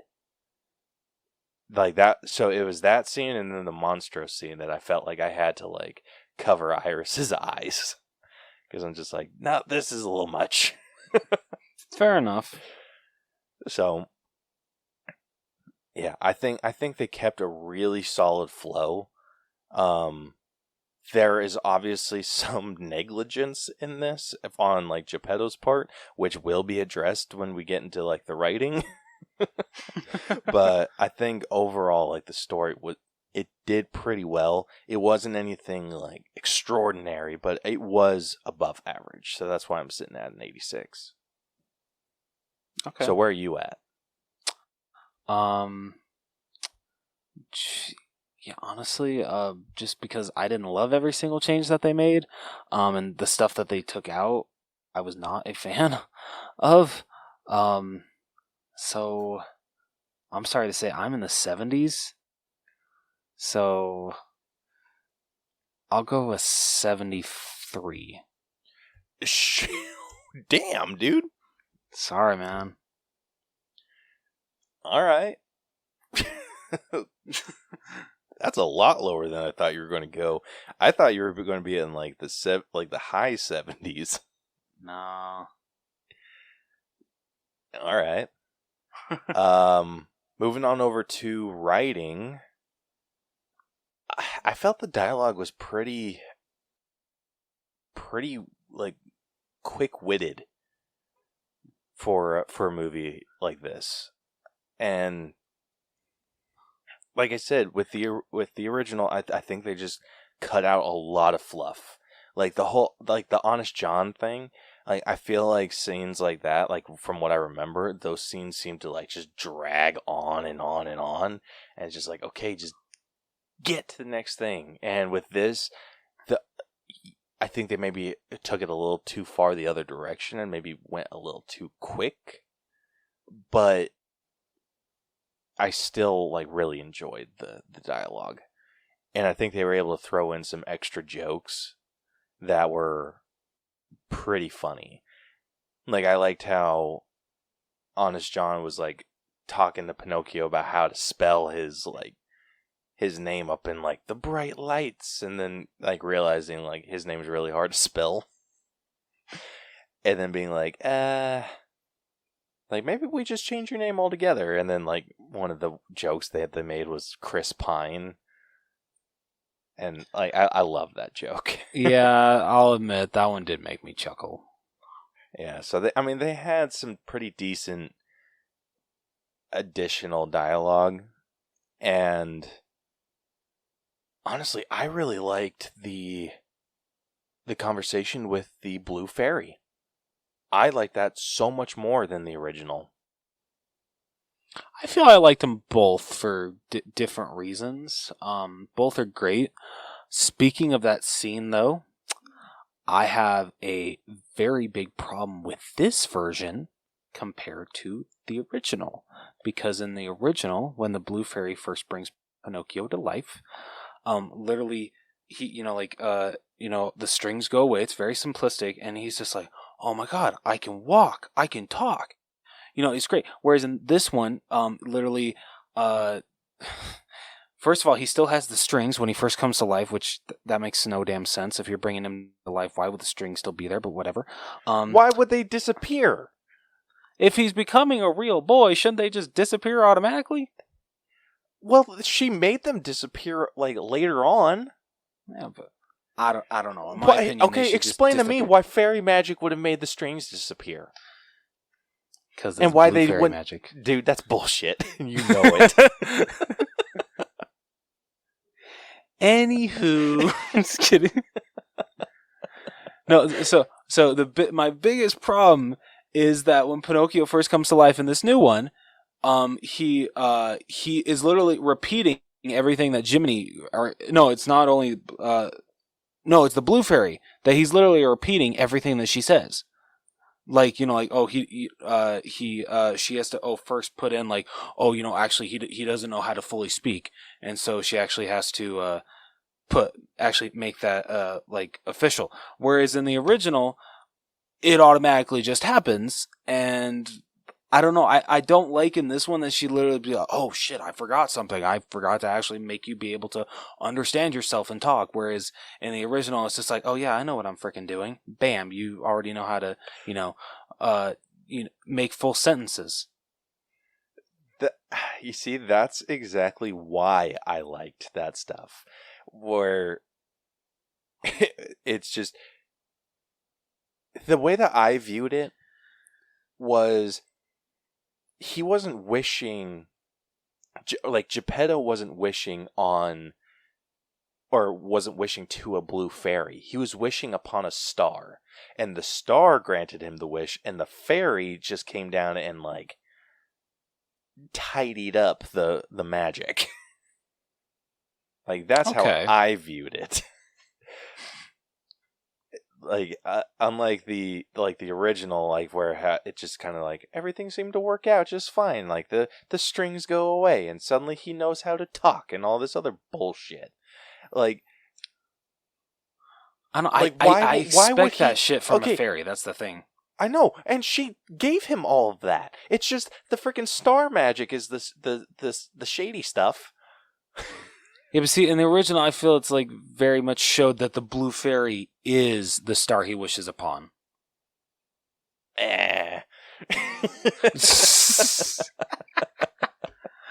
Oh shit, dude! I love when we get into discussions like this. I do too. Yeah, that's my whole justification. Because I didn't like how it's like the fairy was just like, oh, I can only make you so real. And with her, it was just like, well, he was very specific on his wording, so we kind of have to work around that.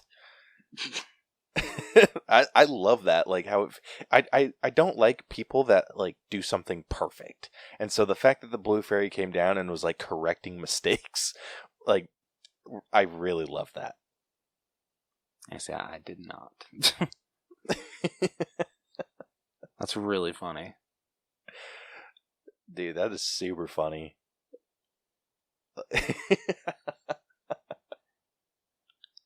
Well, it's kind of like how... The one thing I can't get over is how you thought the strings would just disappear too. Yeah, that's how I see it. The only reason that I feel the strings would have or should have disappeared is if he actually turned into a real boy. If he became 100% real, yes, the strings need to go away. But he was just becoming an alive puppet. Why would the strings go away? Because Disney's got a Disney, bitch. Because Disney's got a Disney. I'm going to see if I can find like the quote of Geppetto, like what his wish was. Oh God! Just to see if all right, let's see. What? Damn it! They don't have that line, like how he worded his. Oh, that's bullshit. I know they have like the Starbright thing, but that's straight up bullshit. Yeah, they don't have like the wish. For some reason I'm not remembering the line well. In this one, does the blue fairy tell Pinocchio that, oh, this is all the help that I can give you, it is up to you to become a real boy? Does she say that? Something like that, yes. Like she said, okay, hey, the star did some magic. I did some magic. Like your father has this wish upon you, but it is up to you to do your part. Because I mean, I know she says I'm pretty sure she says the same thing, in the original, but just I mean, how did you feel about the change in this one when Pinocchio's locked up and in that bird cage, and they use his nose to get the key to the lock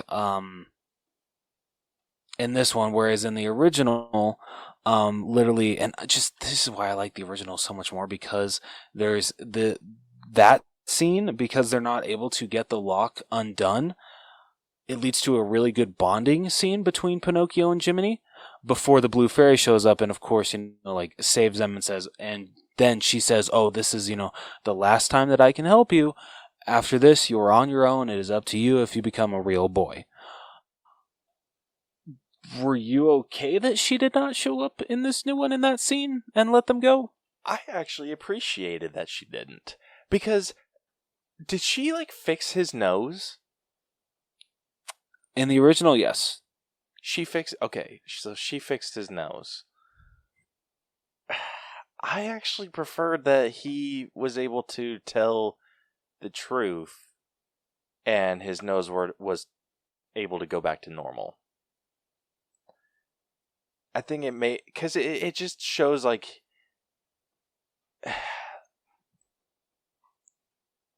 like a forgiveness aspect for me. Like, I always just viewed, like, hey, you, like, with the original Pinocchio, it's like, hey, someone needs to come down and, like, basically forgive you for yourself to make you to fix all the mistakes you've made with Pinocchio and his nose. And I think with this, it's just him, like, coming out and being honest was able to help him fix his own problem. So it's just like, okay. I'm not, like, too upset about it. Like, I think I could have been a little bit more just, like, butthurt about it. Like me? Yeah.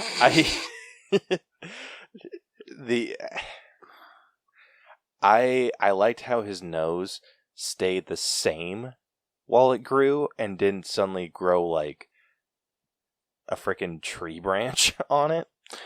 What? And like the net. I love dude, that that's shit. bullshit, and you know it. Yeah, it's bullshit, but I freaking love it. Yeah, it's cool for cartoons and shit, but it doesn't make sense in, like, real life. And if you even try to argue, like, oh, fairy magic created the birds, frickin' screw you. I can't argue that. Oh, shit. Yeah, that. If they would have done that, that would have been horse shit, and you know it. Everyone would have been like, hey, where'd the birds come from? You know what's bullshit is freaking, Stromboli literally leaving the key in the exact same room. Now, I'm sure that he thought, oh yeah, there's no way that anyone could get to that. But I'm sorry, like, I liked that in the original. No, he takes the freaking key with him. He doesn't just hang it up on a hook in the exact same freaking room. I think that's a power move. Well, think about it. You got someone locked up in a cage, and you are under the impression that there is no way for them to escape. Like, fair. It's just kind of like a slap in the face, being like, check this out. Like I'm going to put the key right here because there's nothing you can do about it, bitch. Like, that's kind of how I felt about that. Okay, fair enough. Like, it wasn't like, because he's, I didn't view it like Stromboli being, like, stupid. I felt like he was doing, or he did that more as, like, mocking. Okay, fair enough. But yeah, I dug it. I think I dug it enough. Like, is that the only time that Pinocchio lies in the movie? Like, even in the original? Or is that, like, the only time that his nose grows? Yes, yeah, that's the only time. Okay. Yeah, so, I mean, those little problems, I mean, they didn't affect anything, like, too bad. At least writing-wise. But, I mean, I'm kind of on the average side with writing. Like, I don't think that there was anything, like, too deep or anything. Fair enough. I think I'm more like a 79-ish. I think I'm like a strong 79, maybe like a super soft 80. So I'll do like... I'll go 80, just because I want to be nice. Yeah, sorry. And I know you're going to be harsh. So we're going to go a little below story. We're going to go a 71. Shit, dude. Sorry, man. Dude, Damn. I forget when you texted me when this first dropped, like, oh, I think you're gonna be happy with Pinocchio. Literally after the credits rolled, and I remember what you said. I wanted to text you like right out and be like, you fucking lied. Dude, you were that displeased with it? I honestly really was. After watching the original again, yeah. Shit, dude. Maybe I need to watch the original and not just like a cinema sense on it. Alright. So, getting into our acting, we got Joseph Gordon-Levitt, who voiced Jiminy Cricket. We got Tom Hanks, who played Geppetto. We got Benjamin Evan Ainsworth, who voiced Pinocchio. And then that's kind of it for main cast.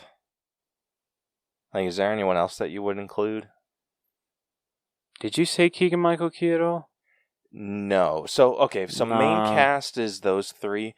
For extras, or like the significant extras, I'll say Cynthia Erivo, who played the Blue Fairy. Keegan Michael Key, who voiced Honest John. Giuseppe Battinson, who played Stromboli. Kian Lamaya, who played Fabiana. Chiquita Tale, who voiced Sabina. Lewin Lloyd, who played Lampwick. And then Luke Evans, who played the coachman. Okay. So like I said, those are the significant extras. So you want to, let's do top 3. Okay. Number... Okay, I actually want to give an honorable mention. Because he would actually be my number 4, is the kid that played Lampwick. I thought he did a really great job. Dude, he did an amazing job. I'm kind of curious what else he's been in, because he seems familiar, right? Yeah, he really did. Yeah, I have no idea what the hell he's been. Like, he's been in nothing that I've seen. Or nothing else that I've seen. Oh shit, really? Yeah. He only has 9 acting credits. Really? Yeah, and all of them are for, like, super small shit. Huh. Or at least 3 are... Yeah, there's, like, a few shows. Or, did you ever watch His Dark Materials? No, did not. Okay, I didn't either. He was in Judy and the Aeronauts. Never heard of it. Yeah, he hasn't been in anything else, though. So. Anyway, he would be my number 4. Fair.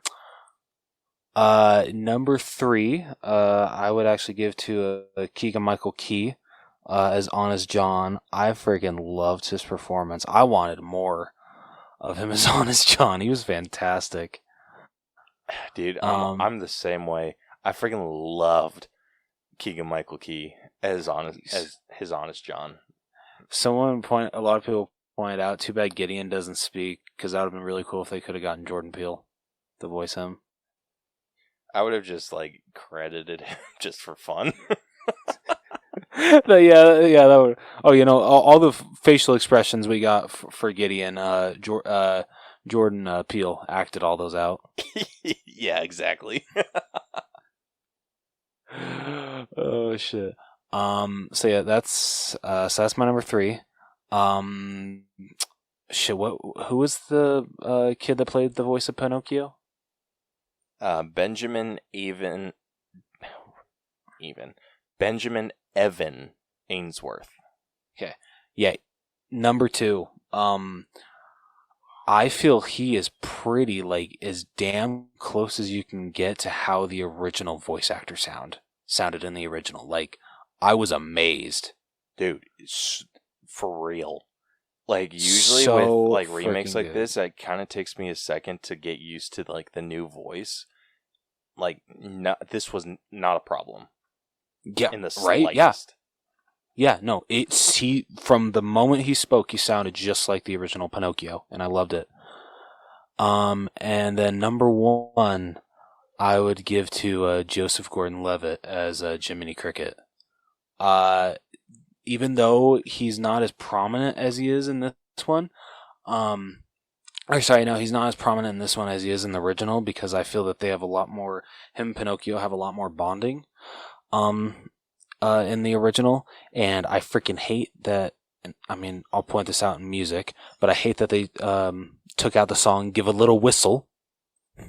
It's bullshit. Oh my gosh, dude! I miss that song so much. Right? It's so good. I don't understand why they took it out. But anyway, I couldn't even tell it was Joseph Gordon-Levitt. I didn't recognize his voice at all. Dude, same here. That's how good he was. But yeah, I loved him as Jiminy Cricket. He was my favorite performance in the whole movie. So yeah, that's my top 3. Completely fair. If I'm giving an honorable mention, I'm going to give it to Luke Evans. Ooh, yes. Because he played like a dude that was like creepy. And I felt like it was something that he was supposed to pull off in Beauty and the Beast when he played Gaston.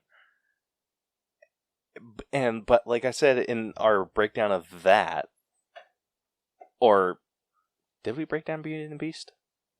I don't think we did, actually. No, we did not. What? I feel like I've brought it up on the show before. I feel like he was too likable in that movie. Yeah, he really was. And in this, completely opposite. He was ridiculously creepy and just filled that role to perfection. So, major shout out to Luke Evans. My number 3 might be surprising to you. I'm actually going to give it to Cynthia Erivo, who played the Blue Fairy. Hell yeah, dude. She was so good. That's an excellent number 2. I, like, even though she wasn't in it too much, I felt she gave such, like, a good personality to the Blue Fairy. Like, with the original fairy, she just felt, like, so bland and just, like, super, like, prissy and uptight. Like, not uptight. She just, like perfect all the time. Like, just like that perfect little angel, like, vibe. Isn't that what fairies are supposed to be? I know, but it comes off as, like, freaking bitchy.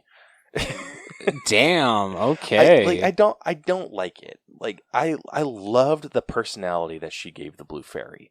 Just, like, a little on the clumsy side, but it's like, still super elegant in the way that she talked and presented herself. And almost like a sense of humor. Like, it felt like she didn't give any jokes, I don't think. I'm not, like, remembering any jokes, but it felt like she kind of had, like, a sense of humor behind her. Or, like, she had the potential for one. And I loved that about her. Like, she made the Blue Fairy, like, so much more interesting than I feel like she's ever been. And then, like, I'm pretty sure she's the one that sang the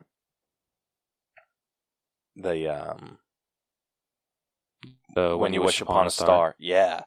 And, like, freaking amazing. Like, dude, I honestly, and I wish that she would have done this in the original. I love that she's singing that as she's drifting away. Yeah. I wish that they did that in the original. So good. Yeah, so I freaking loved her, even though like her role was so small. Yeah. I can't remember. Yeah, honestly, yeah, she was a smaller role in here than she was in the original. Yeah, if I'm really and thinking it's mainly because she didn't show up in the Stromboli cart. Yep, exactly. Yeah, if that would have happened, it would have been the exact same screen time. But because of that, she does have shorter screen time here. Yeah. My number 2, I'm going to agree with you on it being Benjamin Evan Ainsworth, who voiced Pinocchio. Yes. I think he did a really good job with it. I kind of got the feeling from the trailers that he was going to be a little bit more annoying. But it did feel that way. It did. Yeah, but he ended up pulling off the Pinocchio vibe super well. So, major props to him for that. Like, I think he did an excellent job. And then my number 1 I'm giving to Joseph Gordon-Levitt as well. Yes. His voice as Jiminy Cricket was damn near unrecognizable. Like, I had a hard time like placing the voice until the very end. I was just like, gosh, I know that voice from somewhere. I can't figure out where though. But he matched like the tone and cadence of the original Jiminy. Like, he did really freaking well. Yeah, he really did. Like, I think he went a little like higher pitched than the original, but I mean, no complaints. I don't know. The original's pretty high pitched sometimes. Was he? Well, maybe not. I felt like his normal speaking tone was very, very like on the lower pitched side. Not like super deep, but I don't know about that. It's kind of pretty high. Okay, I'll have to go back and listen and like do a side by side comparison. You really should watch. I know you watched the CinemaSins video, but you really should watch the original Pinocchio again. Yeah, I might give it another viewing tomorrow. Hell yeah. Anyway, so where are you sitting at with acting? Honestly, for how good they actually did it, like casting this one, I'm gonna actually go an 85. I actually was not too far away from you on that one. I'm just a little higher at an 86. Okay. Hell yeah. All right, moving on over to character development, which I assume we're doing Pinocchio. Yeah, this is where the movie suffered. For me, at least. Is it kind of like... So, with that, is it because of how you feel with the original of his character development? Or no? I don't know. It's just the whole reasoning behind him being or becoming a real boy. Like the things that he needed to accomplish. It felt like he was always that. It didn't feel like he was like... It's an issue that I've always had with Pinocchio in general. Like, I don't feel like his growth was too one way or the other. Like, it didn't feel like he was heading down like a super dark path, even when he was on Pleasure Island in either versions. It just felt like he was very innocent and like taking in this knowledge and realizing that it just didn't sit well with him. And then taking that and just like it just didn't feel like he went anywhere. Like growth wise, it just feels like a very naive child learning these things and being told, hey, this is right, this is wrong, and then him being like, oh, okay, and then just kind of going off of that. The only like real thing that he did, I felt like learning the difference between right and wrong. I don't think he really did that super well, but it's just the bravery thing. Like showing that you need to be a brave boy, and so he like saved his father or his family from Monstro. And that's like the only brave thing that he did. So it's just fair enough. And it just didn't feel like it was like super like quite earned, because it wasn't he wasn't the one like choosing to run away and like go do all this stuff. He was pulled into it from outside sources, and it's like people taking advantage of his naive nature. Yeah. So it didn't feel like there was super good growth on his part. And like I said, it's just an issue that I've had with Pinocchio, or Disney's Pinocchio as a whole. Like, it wasn't Pinocchio choosing to be bad, it was just him getting drug into bad situations.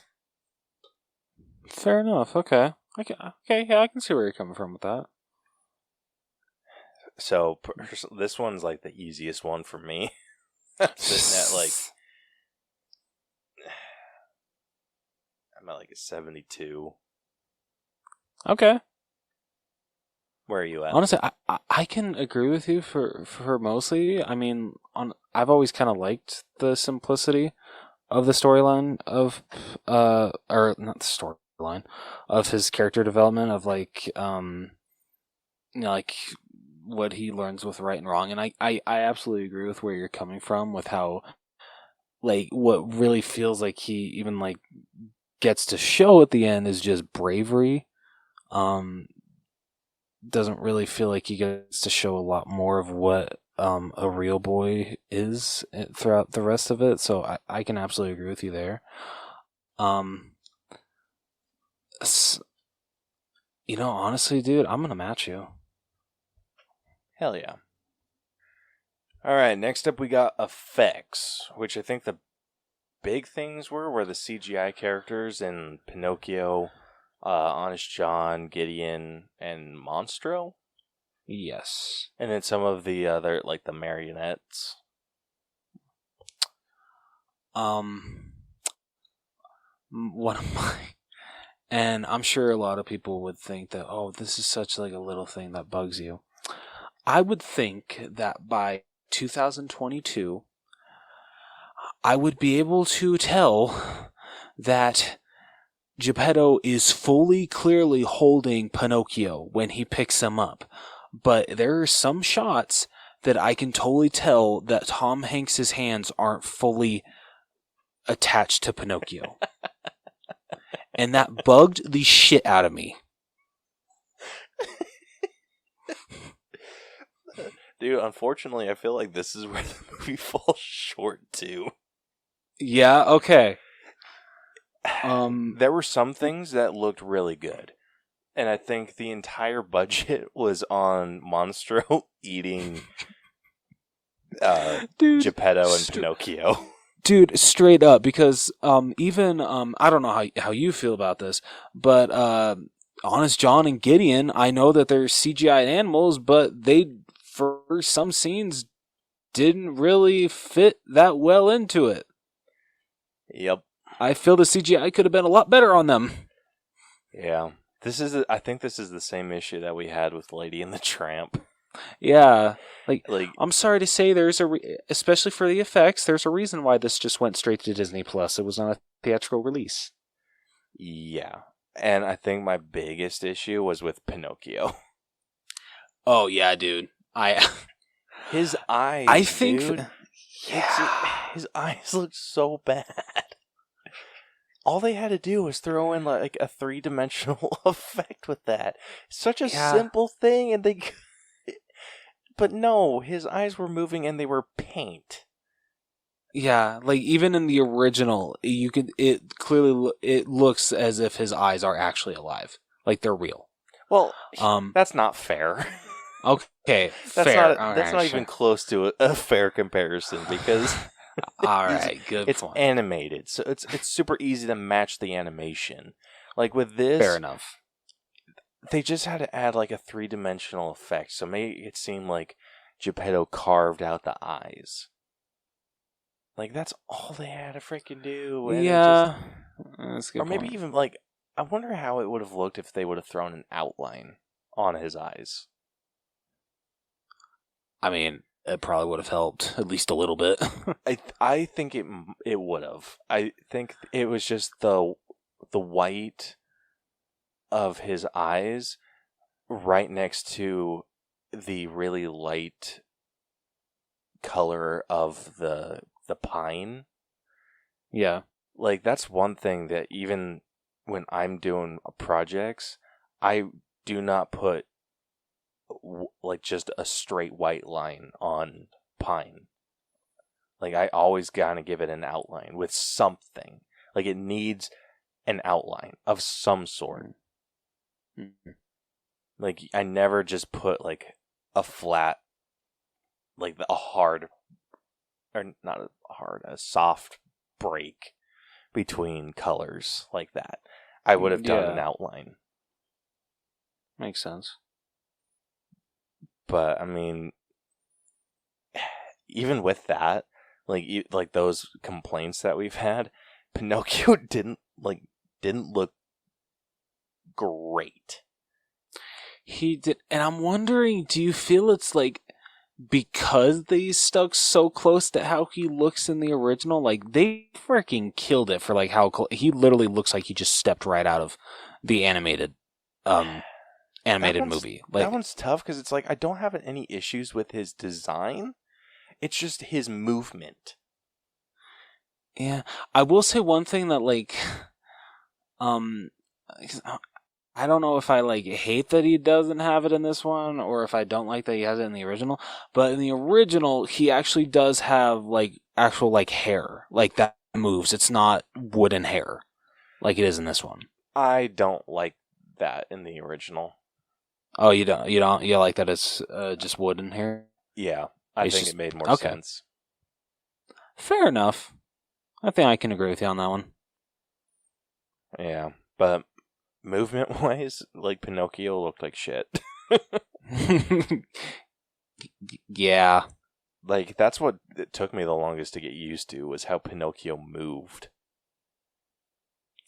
Yeah. And then once I got used to even that, the freaking whatever. Even the freaking the I got no strings to hold me down scene. Yeah, that was kind of hard to watch. Like, I get that that's what it's kind of supposed to be, you know, like him dancing around as a puppet, but just, yeah, I don't know. Even how he moved in that, it was kind of hard to watch. He definitely moves a lot more fluid in the original with that.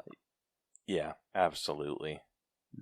I will say, though, what I appreciate is a lot of the puppets that they showcase in that scene in this remake, they straight up took from the original, and I absolutely loved that. I was actually smiling.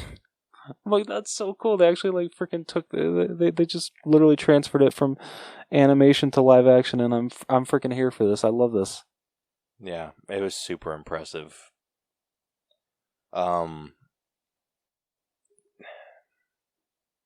don't know. Other than, I mean, with what we brought up, I'm not super high on the effects either. Yeah, I'm probably lower than character development, honestly. I'm at like a 70. Hell, that's where I'm at too. I was leaning more towards like a 71, but I just can't quite put it at 71. Yeah, no, dude, I feel you there. I feel you there, man. It was borderline distracting, and that's not good. Absolutely. No, but it was not consistent, good at all. And that's kind of what's keeping it up in the 70s. Yeah, I can definitely agree with you on that. Like, there weren't any moments where it felt like, oh, this looks really good and this looks really bad, and it was all like, hey, this is pretty average. Yeah. All right, next up we got music, which I'm fairly high with this one. I am too. I feel they honestly did do a good job of transitioning, like the songs from the original into this one, and even like the new song that Sabina sings. That was actually, or Sabina and what's her puppeteer's name? Fabiana. I actually thought that was a good addition to the soundtrack. It was a very good song. The biggest problem I have, we already brought it up. Why didn't they give a little whistle in this movie? I hate that so much. That song is iconic. How do you not put that in Pinocchio? I Got No Strings is more iconic, I'm sure. But Give a Little Whistle is also very iconic. Yeah. Dude, like, yeah. I mean, I don't feel good talking about what it didn't have in this. So that's kind of why I'm still super high. I think personally, just because that they missed that, I'd be at like a 7. But with the songs that they did have, I think I'm at a 9 just because of how well they were able to execute them. I'm not that high. I'm at an 8.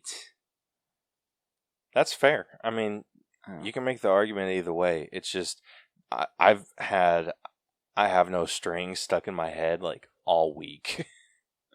So, I mean, I completely get that.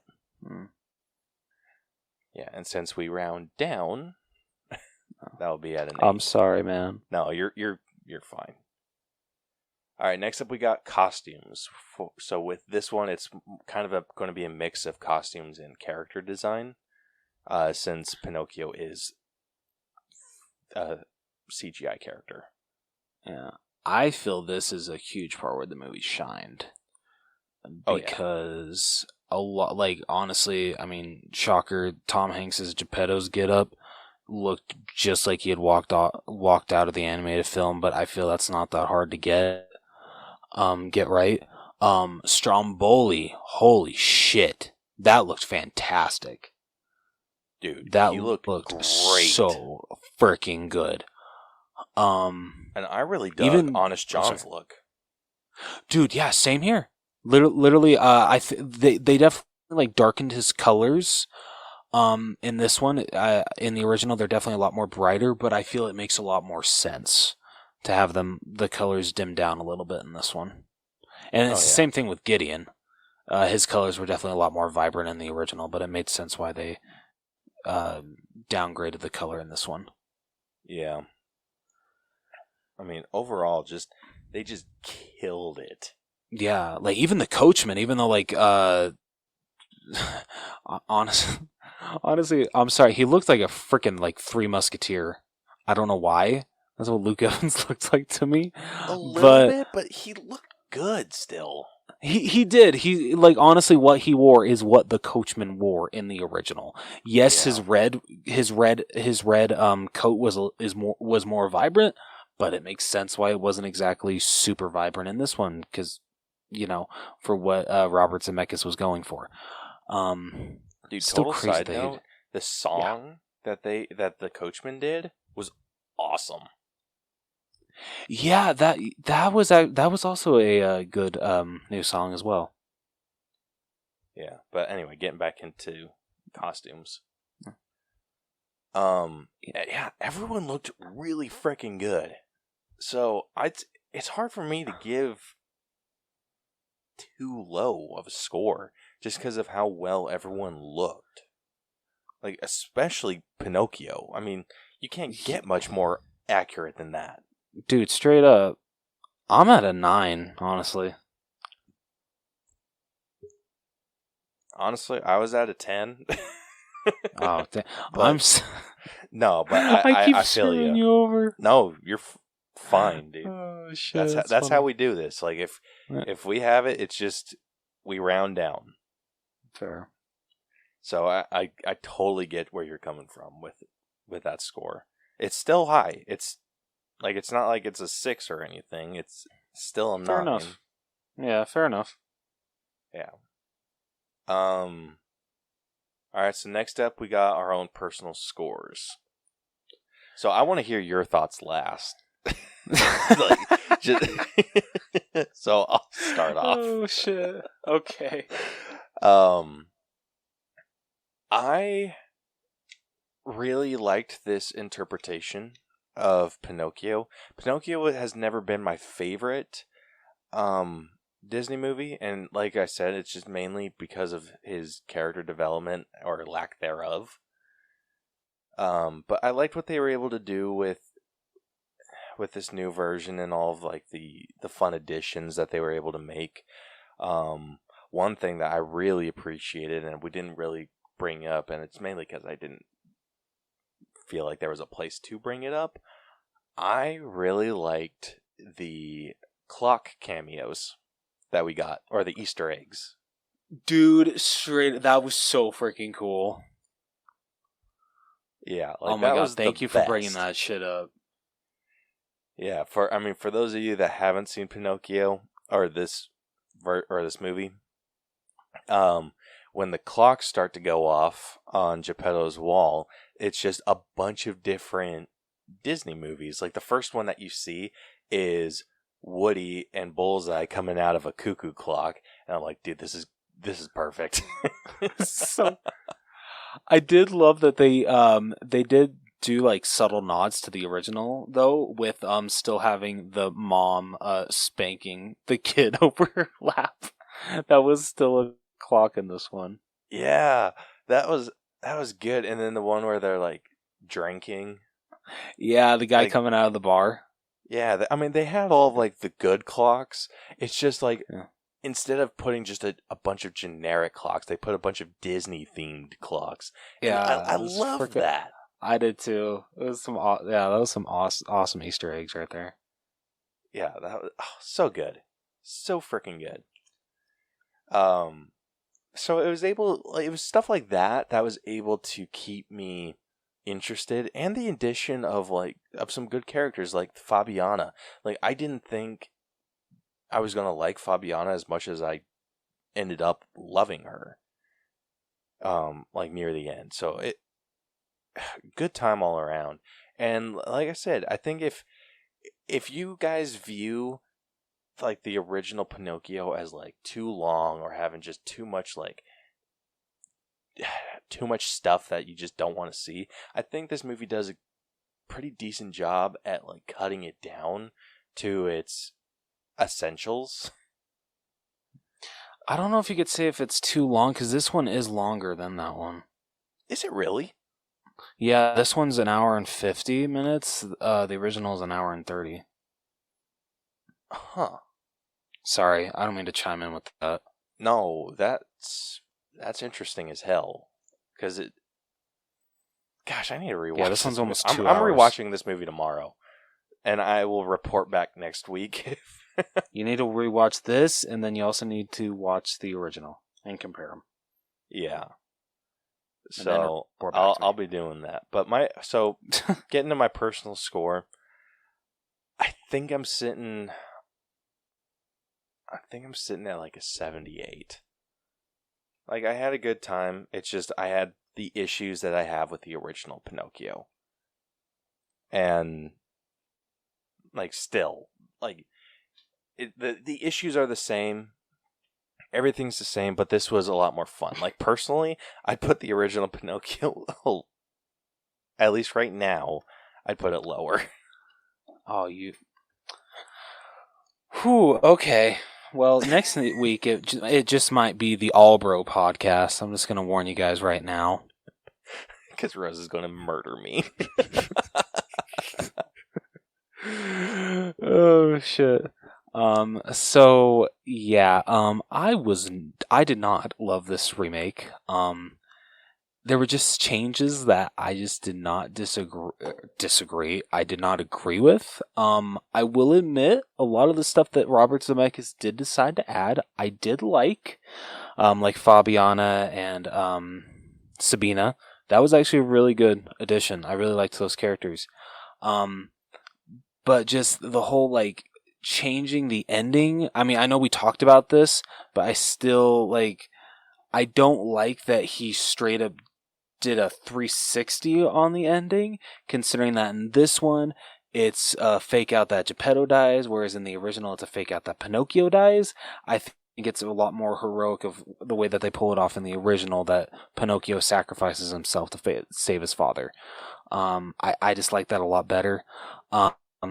And even though, Caleb said he doesn't love the original Pinocchio, it's not his favorite. Like I said before, Pinocchio it's my favorite classic Disney film. I freaking love Pinocchio. I literally had that movie on repeat as a kid on VHS. I'm sure I pissed my grandmother off with that. But so, as Disney remakes go, it's not awful. It's probably one of...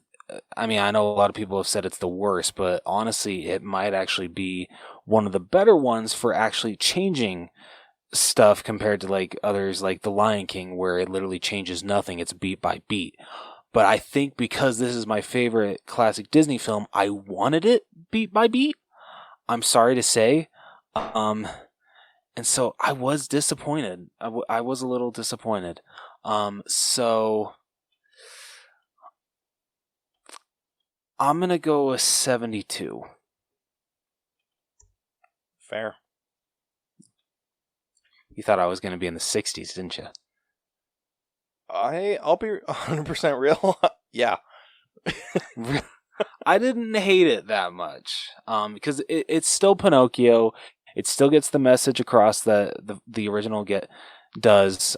Just I did not love all of the changes that Robert Zemeckis decided to make. I feel it takes away what makes the original so special, at least to me.